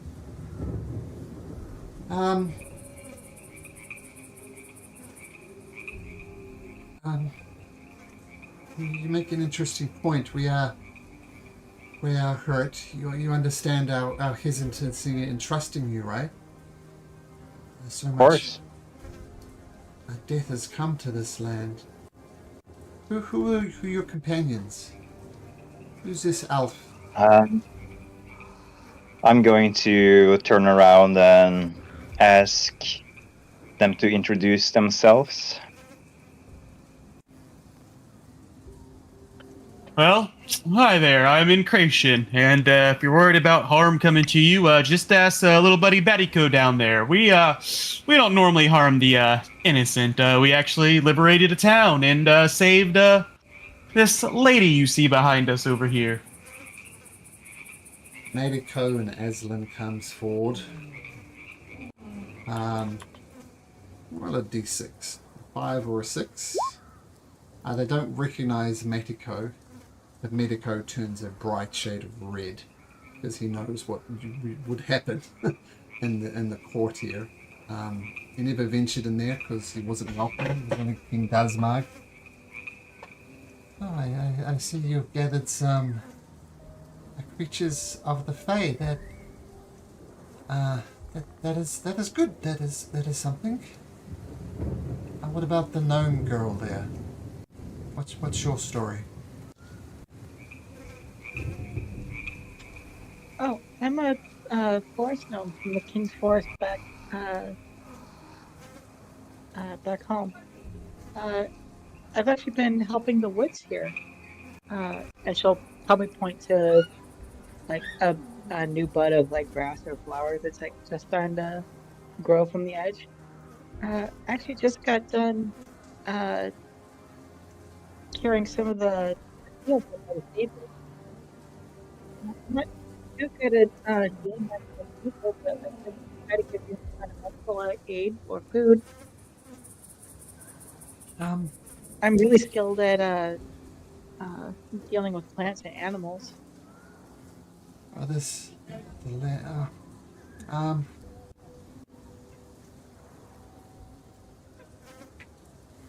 Like I'm hesitant. I mean, we've survived here by not trusting people. We have problems with all the Mahag spawn from perfidy. They keep on raiding us and keep them at bay as best we can, but not to put too fine a point on it, but we are quite skilled, but not in combat, if you take my meaning. Oh, I think we've got rid of the hags over in Perfidy. They're nice people that have started their own community. Oh, they have a community for sure, but nice is not the word I would use to describe them. On the rare occasions when we do venture out into the Blightwoods and find some type of food to eat, more often than not they see us and they steal it from us and take it from themselves. We are struggling to survive, but survive we do.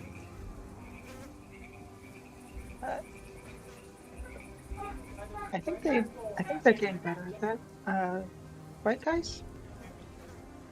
I don't know the details of how you guys actually fixed up the village.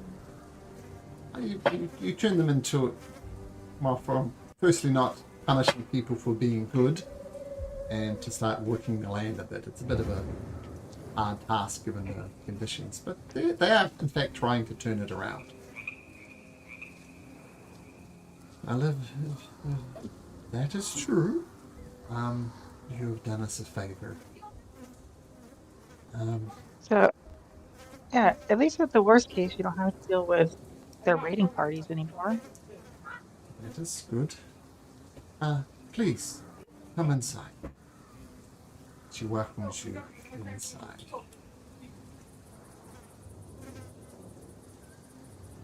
Kiara still looks hesitant because she doesn't like insides. Oh, that is true. Looks like it's remember- possible to stand on the outside here, though.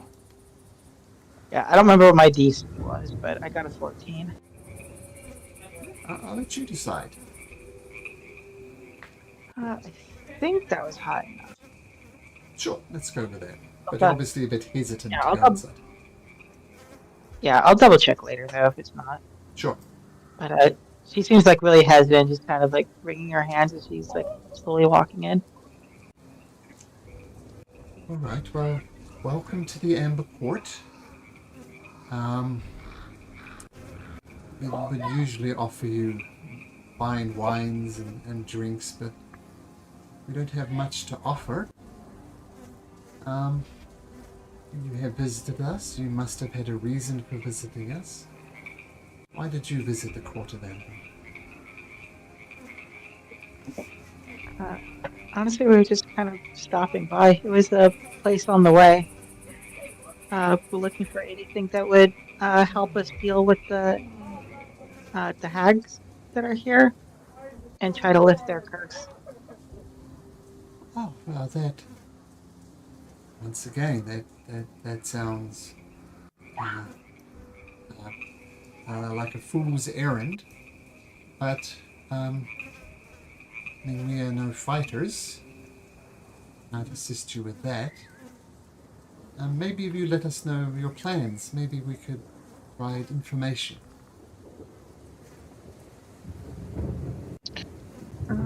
Well, we've heard that there's a. I forgot the name of the place though. The Crimson Tarn, up to the edge of the river to the north.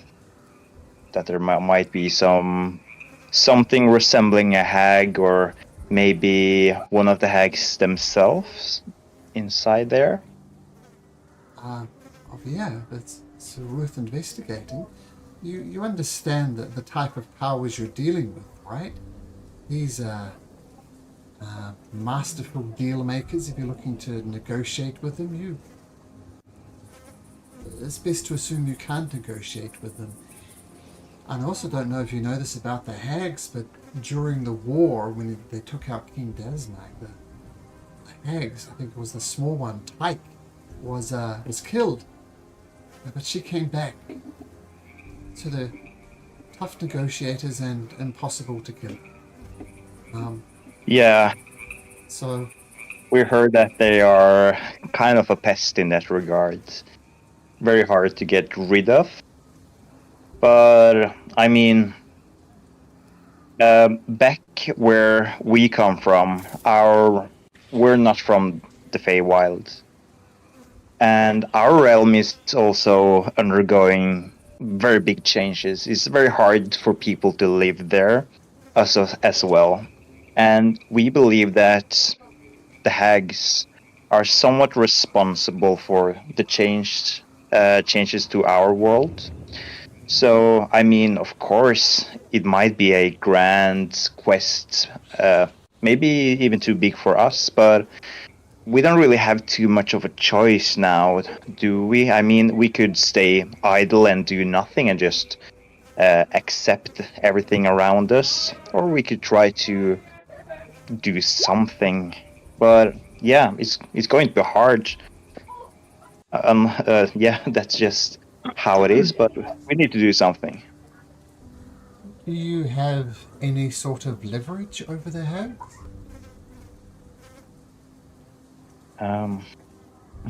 Banner is going to turn to Creation and Kiara. I don't think we do now, do we?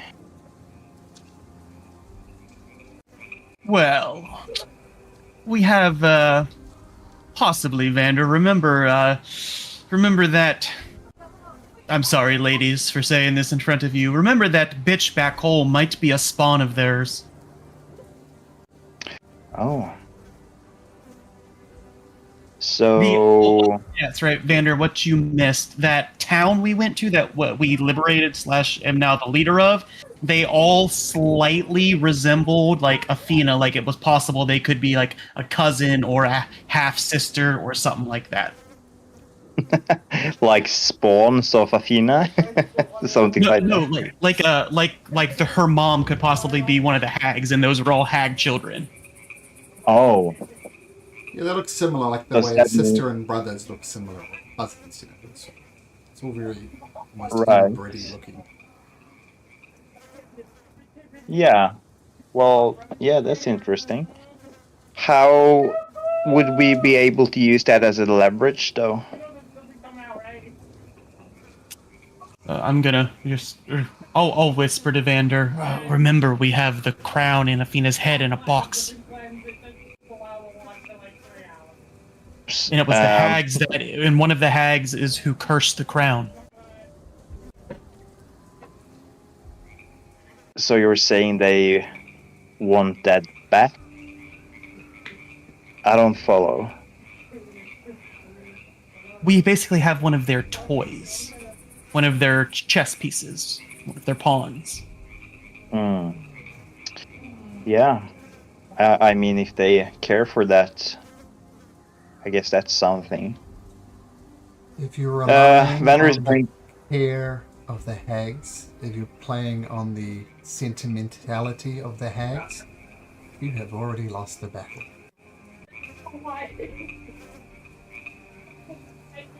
This is where we may be able to help. We may be able to provide at the beginnings of an idea about how to get leverage over the hags.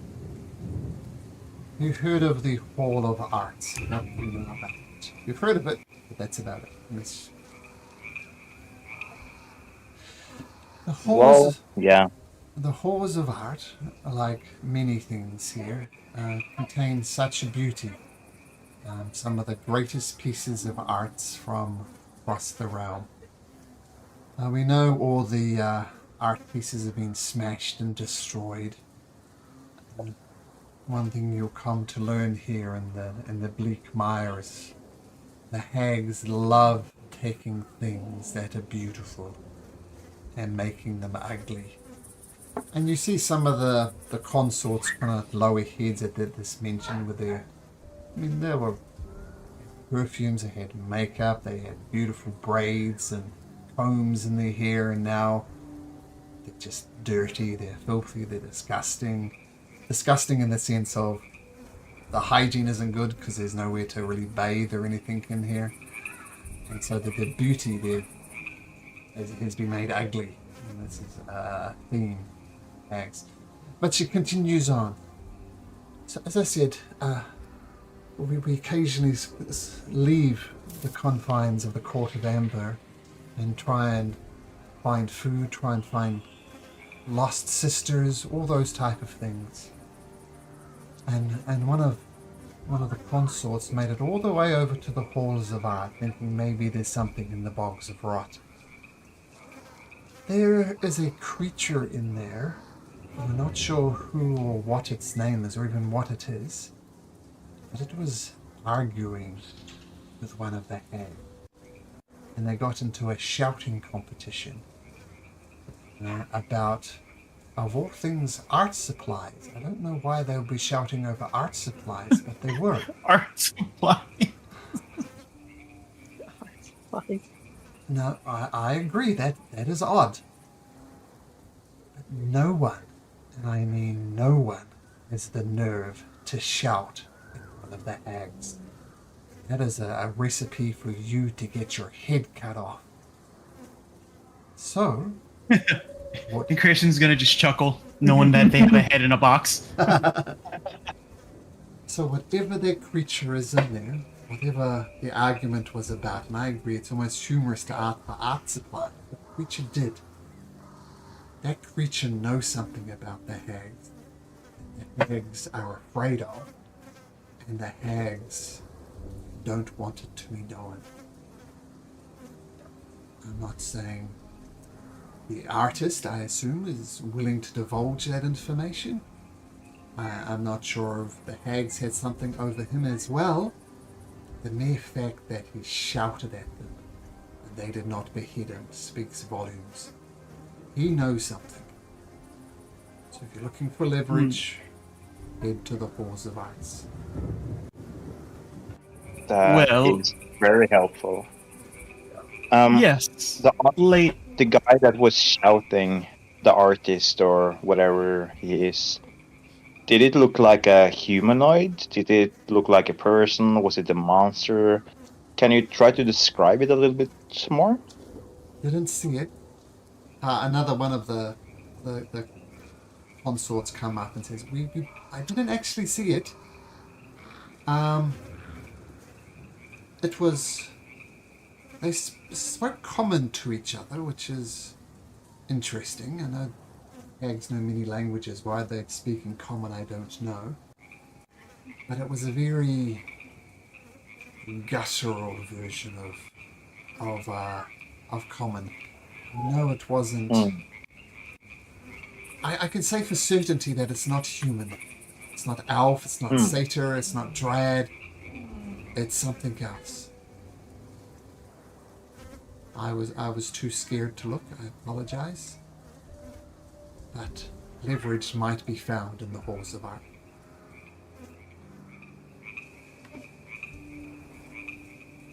That is very helpful. Thank you. You seem I do hope it's easy to, well, befriend that thing. Sorry, I was As it on was this to be map, able to- but I realize you guys aren't on this map. This is the Halls of Art here, so it's not that far away. Oh, yeah. Yeah, so it's across the river. Well,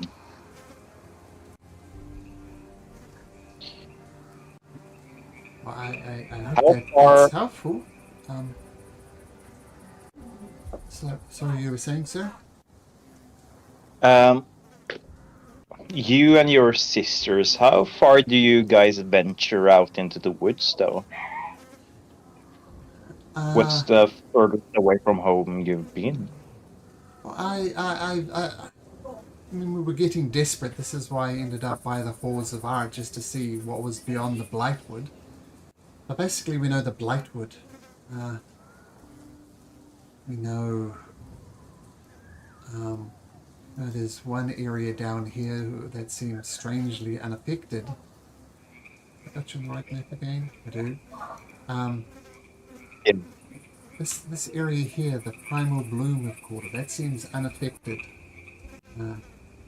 by the machinations of the hags. And go through other locations, but you already either visited or know about the other locations.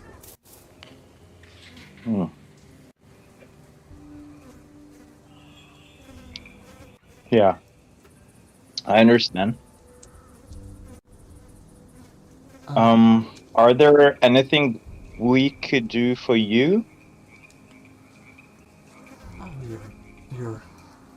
you're so kind to ask. We need food. We need water. And quite frankly, we'll need a shower. Be clean.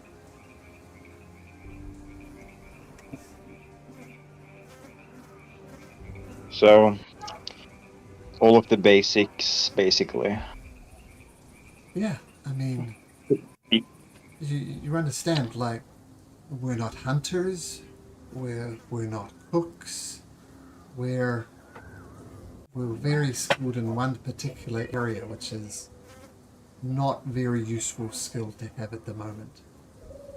So we're trying to survive as best we can. We've already lost a few sisters from disease. So any way you could help us would be most appreciated. I personally can help with food. Banner's going to bring up his decanter of endless meat.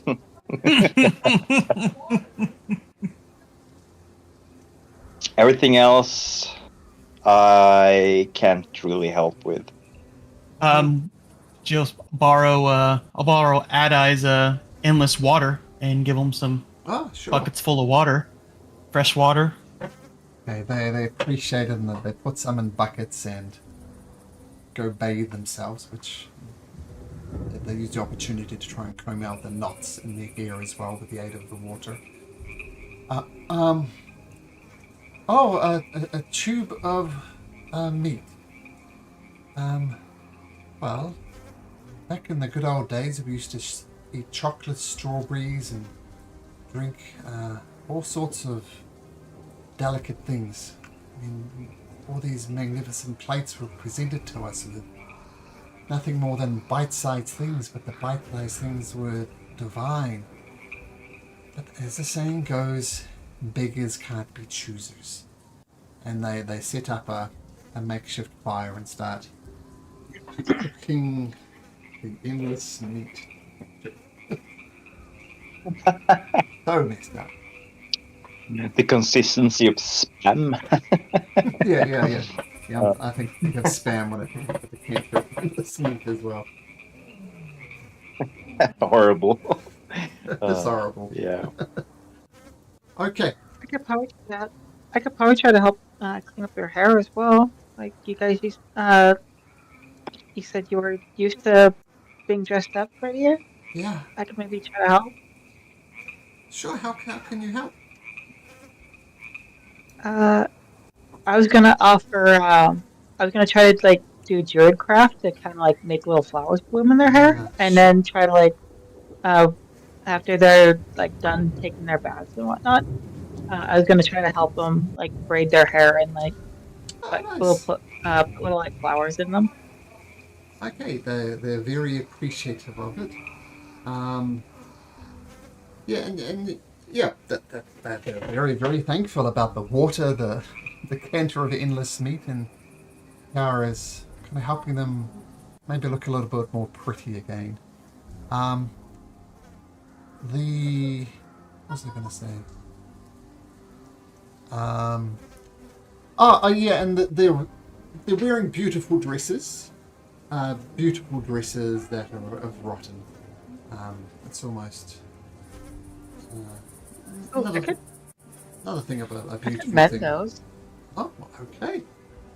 So you can help mend them as well. Well, I'll say with druidcraft and mending, those two things, you can make their dresses presentable, stitching them together with flowers and vines, and using mending to do it as well. It's going to take you a while, but they very much appreciate it. They still look gaunt though from not eating very much, and they're still covered in wounds that seemingly never healed and got infected.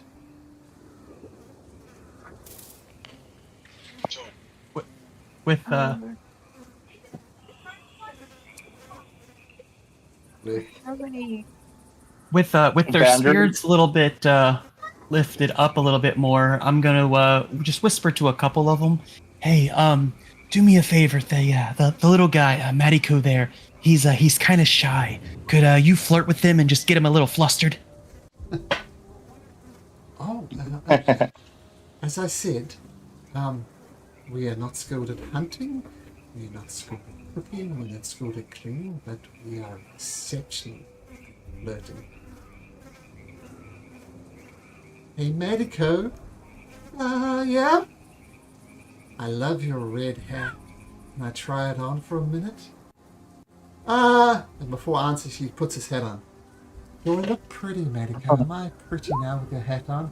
Oh, that's okay. I'm sorry. I didn't mean to upset you. And he puts the hat back on and embraces him in a warm, lingering hug. And it goes, thank you. And two of them sit down with Medico and they basically comment on how cute he is, and as Kiara's doing the hair, do you like this one, Medico, or do you like this style, Medico? And he just turns bright red throughout the whole ordeal.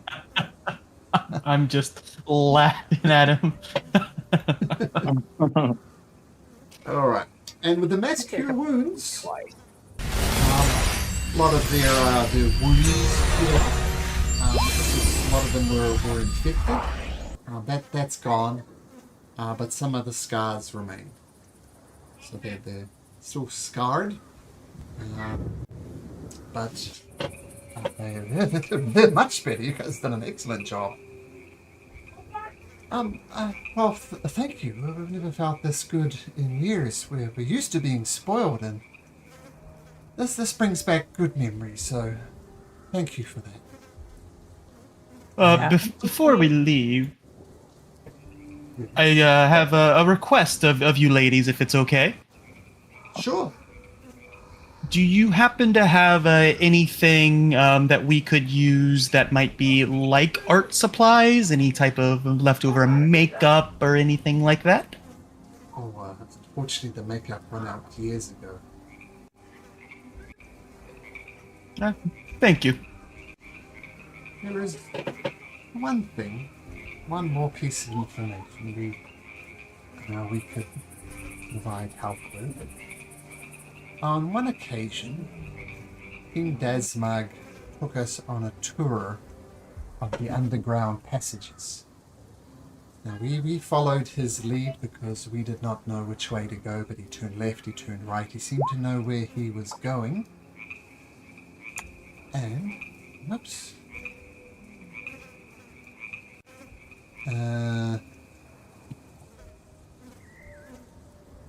They start highlighting areas. They say, tangible darkness is one place where you can enter the underground systems.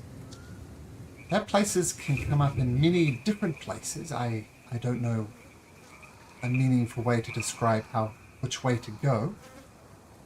But it would also... So let me just put these dots on and then I'll explain them.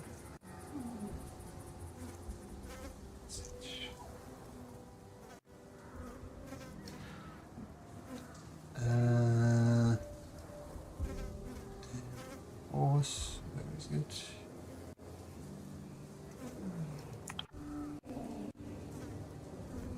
Okay, so these are the passages. I know for a fact you can go from the tangible darkness. Over here, there was the Blood Queen who used to rule here. Her name was Farrell Mirren. Pre-Dasmag, that was who King Dasmag overthrew, was Farrell Mirren, the Blood Queen. There's a shrine to her in the Twisted Forest. You can get to there from the darkness beneath. You can also get to the skull of the Phaedra. You can also pop up there. And of course, the Black Worm, where it makes its home. That's an entrance to it as well. And finally, it's a place called the Tauren Passage.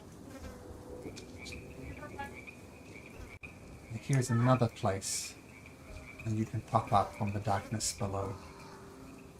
So, I hope that's helpful. As I said, if you do enter into it, it's a very twisted, cavernous system. I guarantee you'll come out in one of those places, but I can't guarantee which place you'll come out in.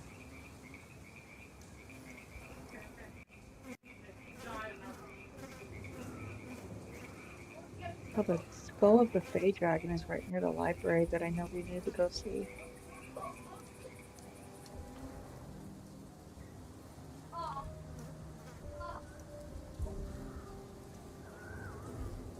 You remember that's correct. You remember that the Awakened Library is where you fought the dream battle for Azanar, and the Doppelgreek. Now is a Drezit or something. Dragon names are always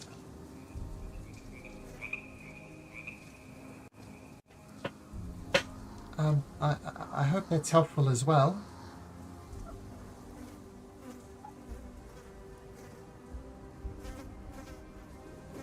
It is. Thank you.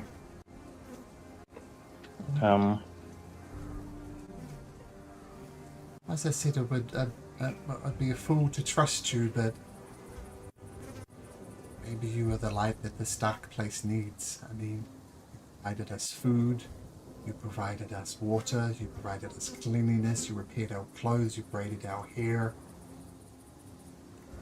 I just pray that, to be perfectly honest, we're resigned to our fate. We know that you will leave one day. We know our hair will become matted again, and we know we'll rip our clothes again. We know we'll get injured again. And we've accepted that. And I won't say this. It sounds harsh, but I think you're all fools. Hated to find some brave place and hunker down. Hags are too powerful, and it is house a stool to deal with.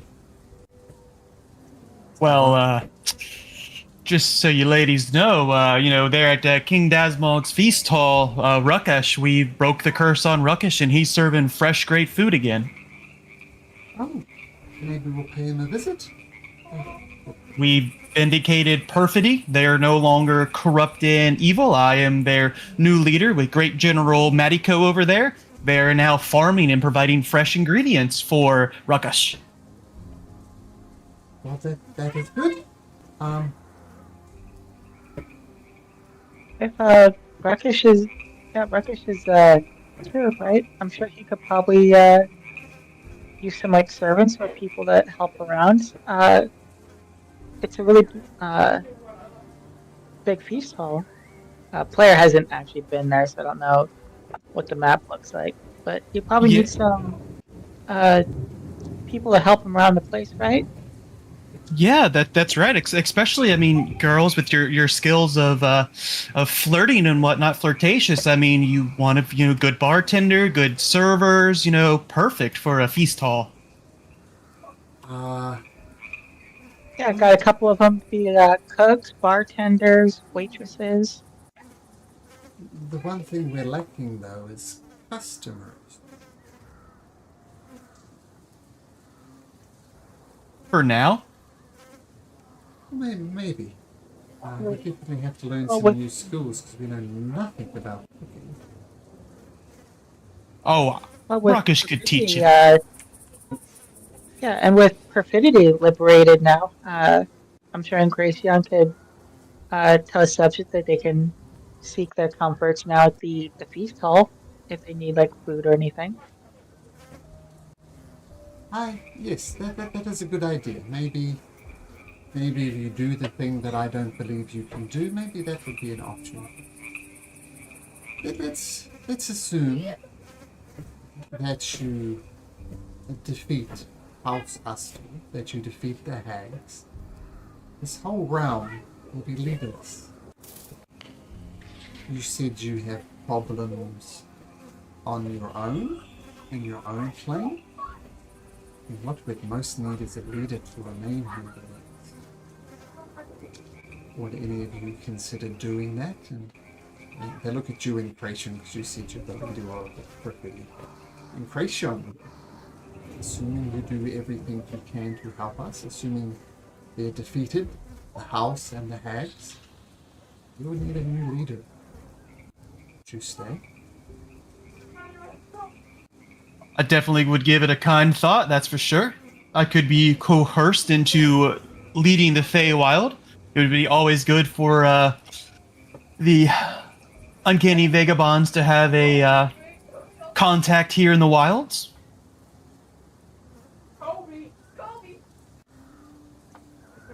That would be good. It's definitely gonna take a long time to heal and recover. So I'll probably end up staying here for at least some time.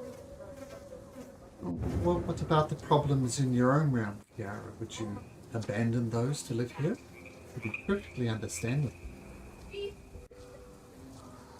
I mean, my mom and dad used to talk about how we used to live in the Feywild. So, in essence, this is like my second home. Oh, that is interesting. Well, of course. And I would definitely come back. I would leave General Matiko in charge for a short time until I took care of the stuff in the home plane, and then I would return thusly. Well, once again, assuming that all goes to plan, there's time here in the Fey realm is different to the prime material. You might spend a week here, you might return back to the prime material at practically the same time. Or you might return back a year later. Time is very fuzzy here. Sometimes it goes fast, sometimes it goes slow relative to the prime material.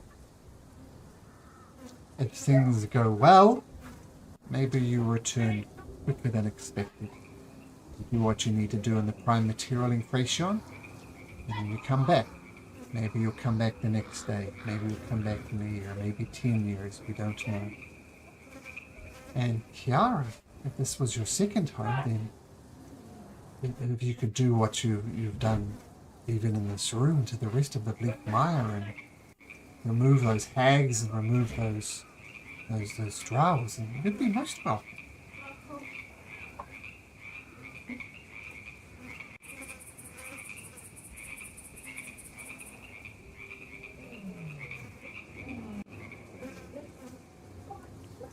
Yeah, there's a lot that needs to be done, both here in the Feywild and in Aglarion.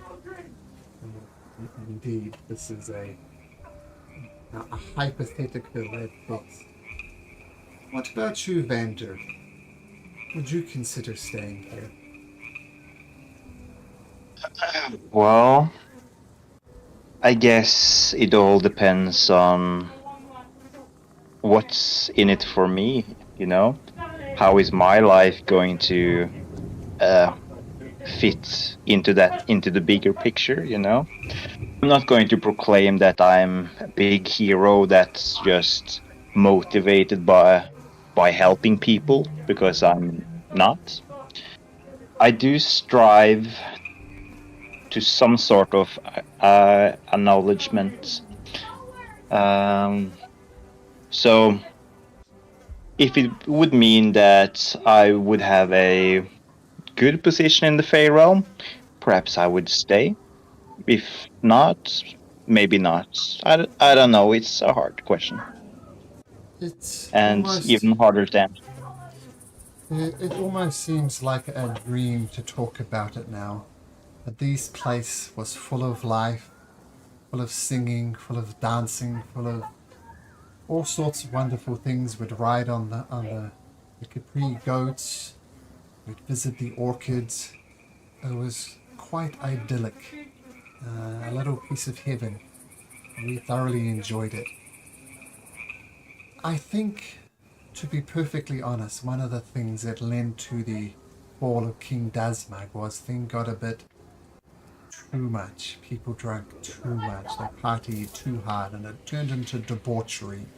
Just took it too far, and I think that was what the hags used as leverage. People were just doing debauched things as opposed to, fun things. And I think that was the beginning of the end for King Dazmag.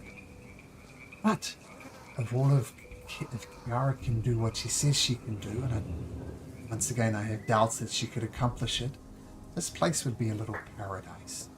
This is what we're aiming for. And if that doesn't interest you, Vander, I don't know what would. Well, I'm a complicated guy. That's all I can say. Now, say above Well, he's the not table- wrong, ladies. Well, just above the table, you remember what you found out in the library of the Royal Palace, Vander? I do, but I'm unsure if I should say it. Maybe. I doubt you forgot as a player, but I just thought I'd mention it just in case. 'Cause you mentioned Yeah. a place of authority. Prince Ali. I was considering saying it. Yeah.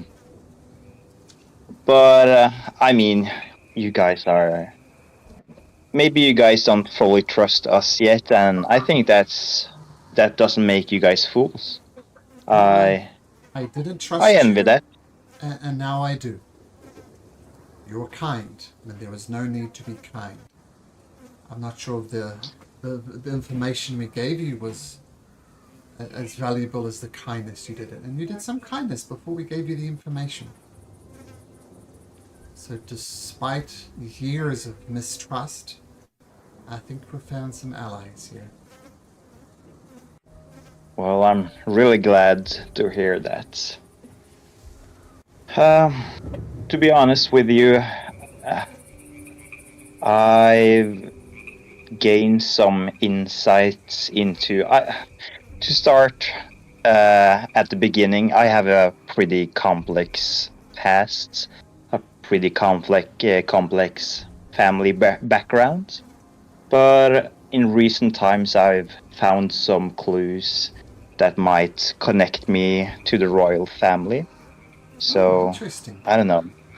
It's um, in a way it kind of gives me some sort of responsibility towards pursuing that path. Of course. So if I'm connected to that in any way, I well, I would like to find out more about it, and even you know maybe pick up where their last royalty left off. Maybe even try to make some things right. So if you have some connections with royalty, some distant cousin or something like that, you know that means you're related to the queen, right? Well, if it's true, maybe. Well, yeah, of course, if it's true.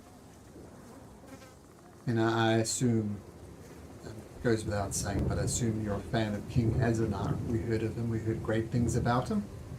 As for Queen Athena, though, well, less so. Yeah, and that's kind of my concern as well.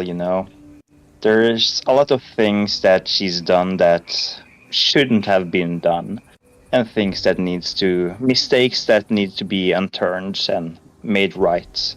And if I'm a puzzle piece into the bigger picture, I feel some sort of responsibility to try to make things as good as possible. Of course. And Kiara, you're saying you like the simple things? Yeah, like my King's Force that we moved to back home. There is,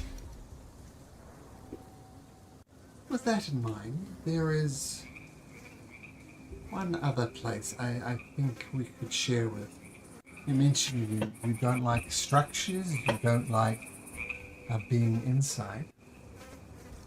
Once you've healed the realm, perhaps even before that, um, make sure you visited the Tipper's tree, which is right there. Think of it as like a tree house of sorts.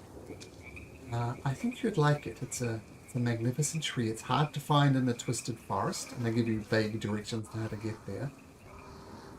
But if you do decide to stay, maybe you could work within the tipper tree. Does that sound nice to you, Karen? Would that be more suitable? Uh, yeah, I could take a look at it. I was actually looking for a place to set up a new druid grove. I've already helped a druid down in the orchards get started healing hers. Kind of fix the sickness going on down there and her corruption, and now she's starting to tend to the grove again. So over time, that should return to the way it was. Um, the stables have been uh, protected for at least the next year, assuming we can fix the rams that are living there. That place should be put back together again. Mm-hmm. Well, I think you'd like the tipper tree, though. When I say tree house, house is almost the wrong word. It's several raised platforms up and down the tipper's tree, so you wouldn't be enclosed by walls. Yeah, I definitely would like that, We'll check and it that would out. probably be that would also definitely be a really great place to stay. At least while I continue work healing the rest of the Feywild. We, we know what the Tipper's tree was. Tipper is the resident there, a bit of a jokester. Um, but we don't know what it is like now. We've ventured as far east as the Halls of Arc. Um, we do not know, and I hesitate to think about it. Tipper was such a jovial gentleman, but he's had a habit of turning beautiful, fun things into evil, ugly things. So just be warned. It does also look like it's at least somewhat close to one of those entrances that you told us about. Mm-hmm.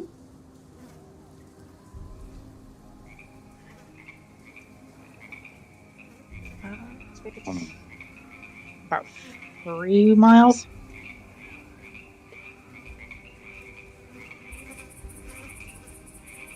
Yeah, probably about 3-ish miles.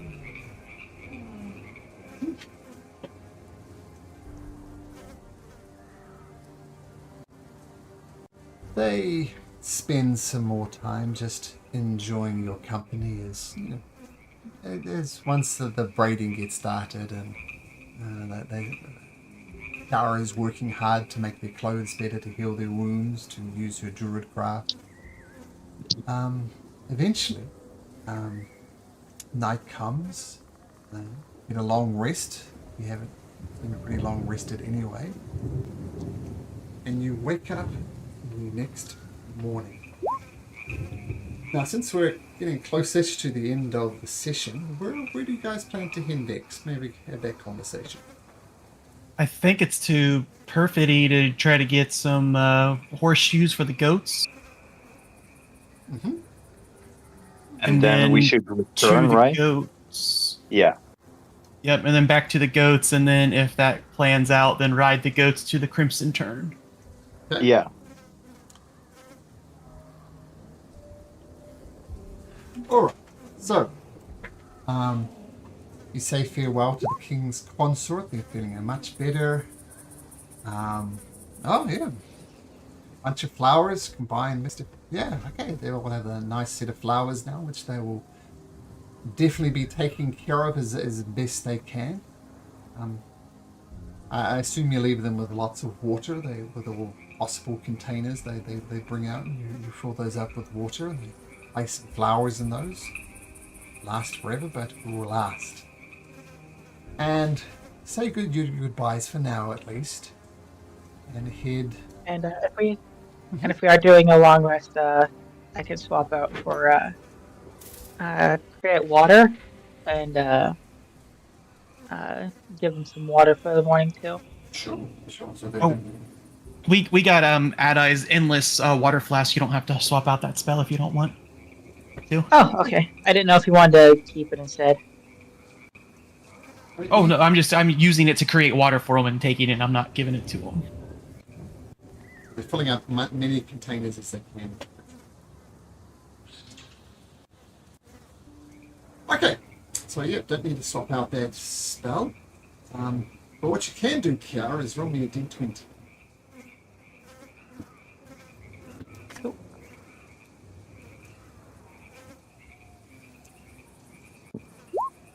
Oh, you can roll me a d100 while you're at it.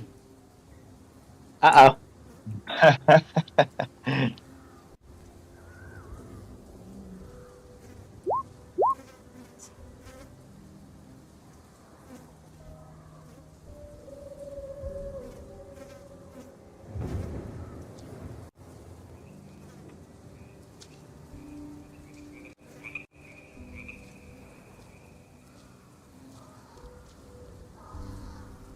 You're walking perfectly.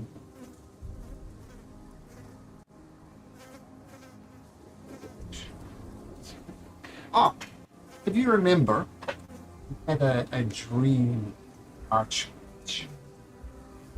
And his chambers were these very dark night roses as they lit off the perfume, and you fell asleep and entered the dream realm. You see these same flowers growing in a patch, the same night roses, and there are 3 pairs of legs underneath the night roses sticking out from them. You know, night roses put people to sleep, so you're not entirely sure if these people are asleep or are they dead, but they're definitely intertwined.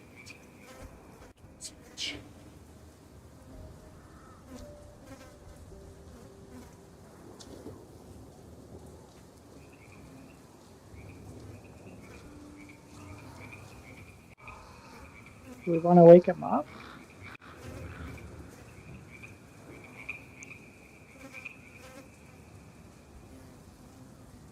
I'm just gonna leave him. I ain't getting close to those night roses. I ain't trying to follow in a trance.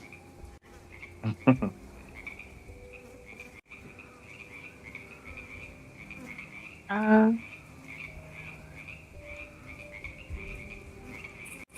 me double check my thing.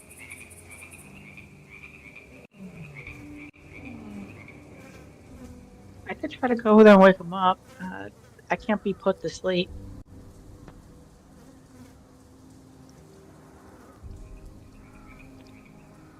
What what happened with the Archmage? For those who can't be put to sleep. The way I think about it, you didn't go to sleep, but you did dream. So, that's almost a contradiction, but that's how I think you go to sleep, but you are dreaming. So I'll say you know you're at risk of falling into a dream. Since you're asleep. Never mind, Kiara. Do I Yeah, it was just my my special Aglarion racial thing that you gave me. Magic can't put me to sleep. I basically have the Fey ancestry that elves get.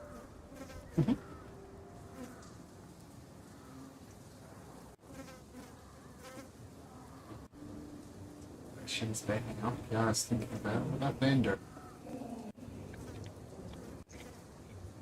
Well, we could waste some time, you know. Perhaps gain some insight. Or we could just press on and get those horseshoes. I mean, if I do get put to sleep, we had a vision last time, right? Yeah, but didn't we gain some interesting, well, beneficial insight of that? I'm a curious person as well, so I'm very intrigued to find out.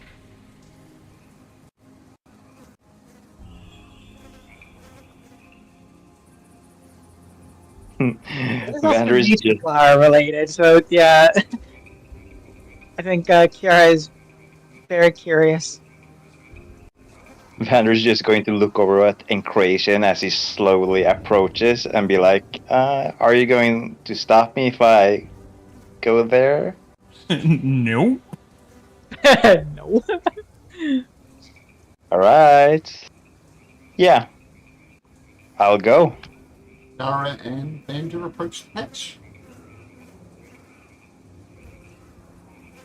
Going as well, Kiara. I have a gift for this. And you both make me wisdom save. No, constitution saving throws, please. Even worse. Ah, that's pretty good though. Okay. There we go. I had to put something in the Discord chat real quick. You said con save? Yeah.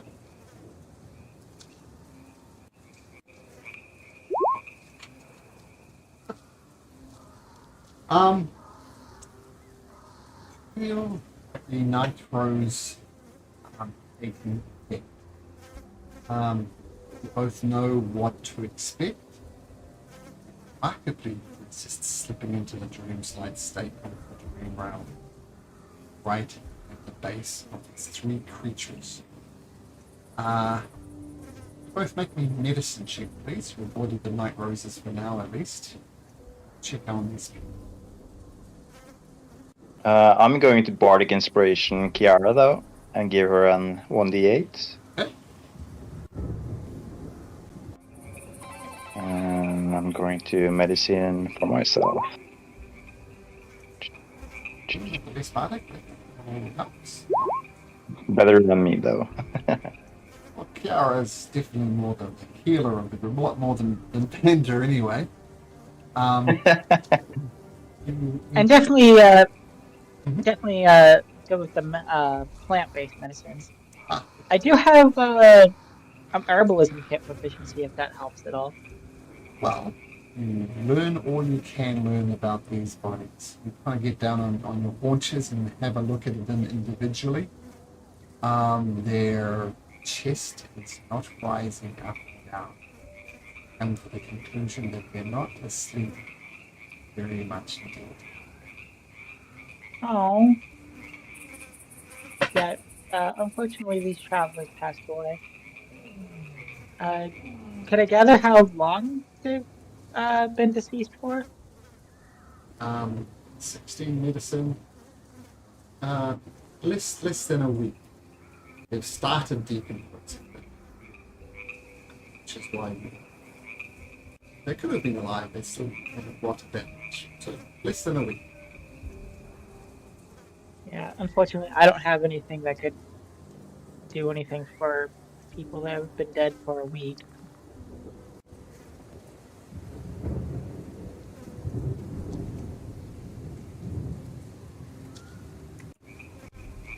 Well, that was not as exhilarating as I thought it would be. Could have been that the roads were different. Maybe. Can Failed I see, like, how by. they died? Can I see, like, maybe how they died? Oh, like dehydration. So looked like they fell asleep to the night roses, were unable to eat, unable to drink, and so they died of starvation or dehydration. Something like that. If you remember, Master Island and Arcane Tower had an iron stone of sustenance that kept him there, which is how he survived being asleep as well. Hmm. Okay, so that seems like a good spot to end it for today. Are you not here, Tor? Did I read that right? Not here next week? Yeah, next week I'm going on a cabin trip, so it's going to be hard to join that session. Sure, of course. Okay, well, have a good time in your cabin, and we'll see you guys Thank next you. week. And onwards to Perfidy for horseshoes, maybe some goat shoes. And are we And, missing Adai? Is he traveling for the next 2 weeks? I think Adai will be missing as well. So Yeah, that's what I think. Precion, Kiara, and probably Bo Avgi. next week. Yeah. Okay. And See you later, next everyone. week, next week, Tord gets to live as a druid. There we go.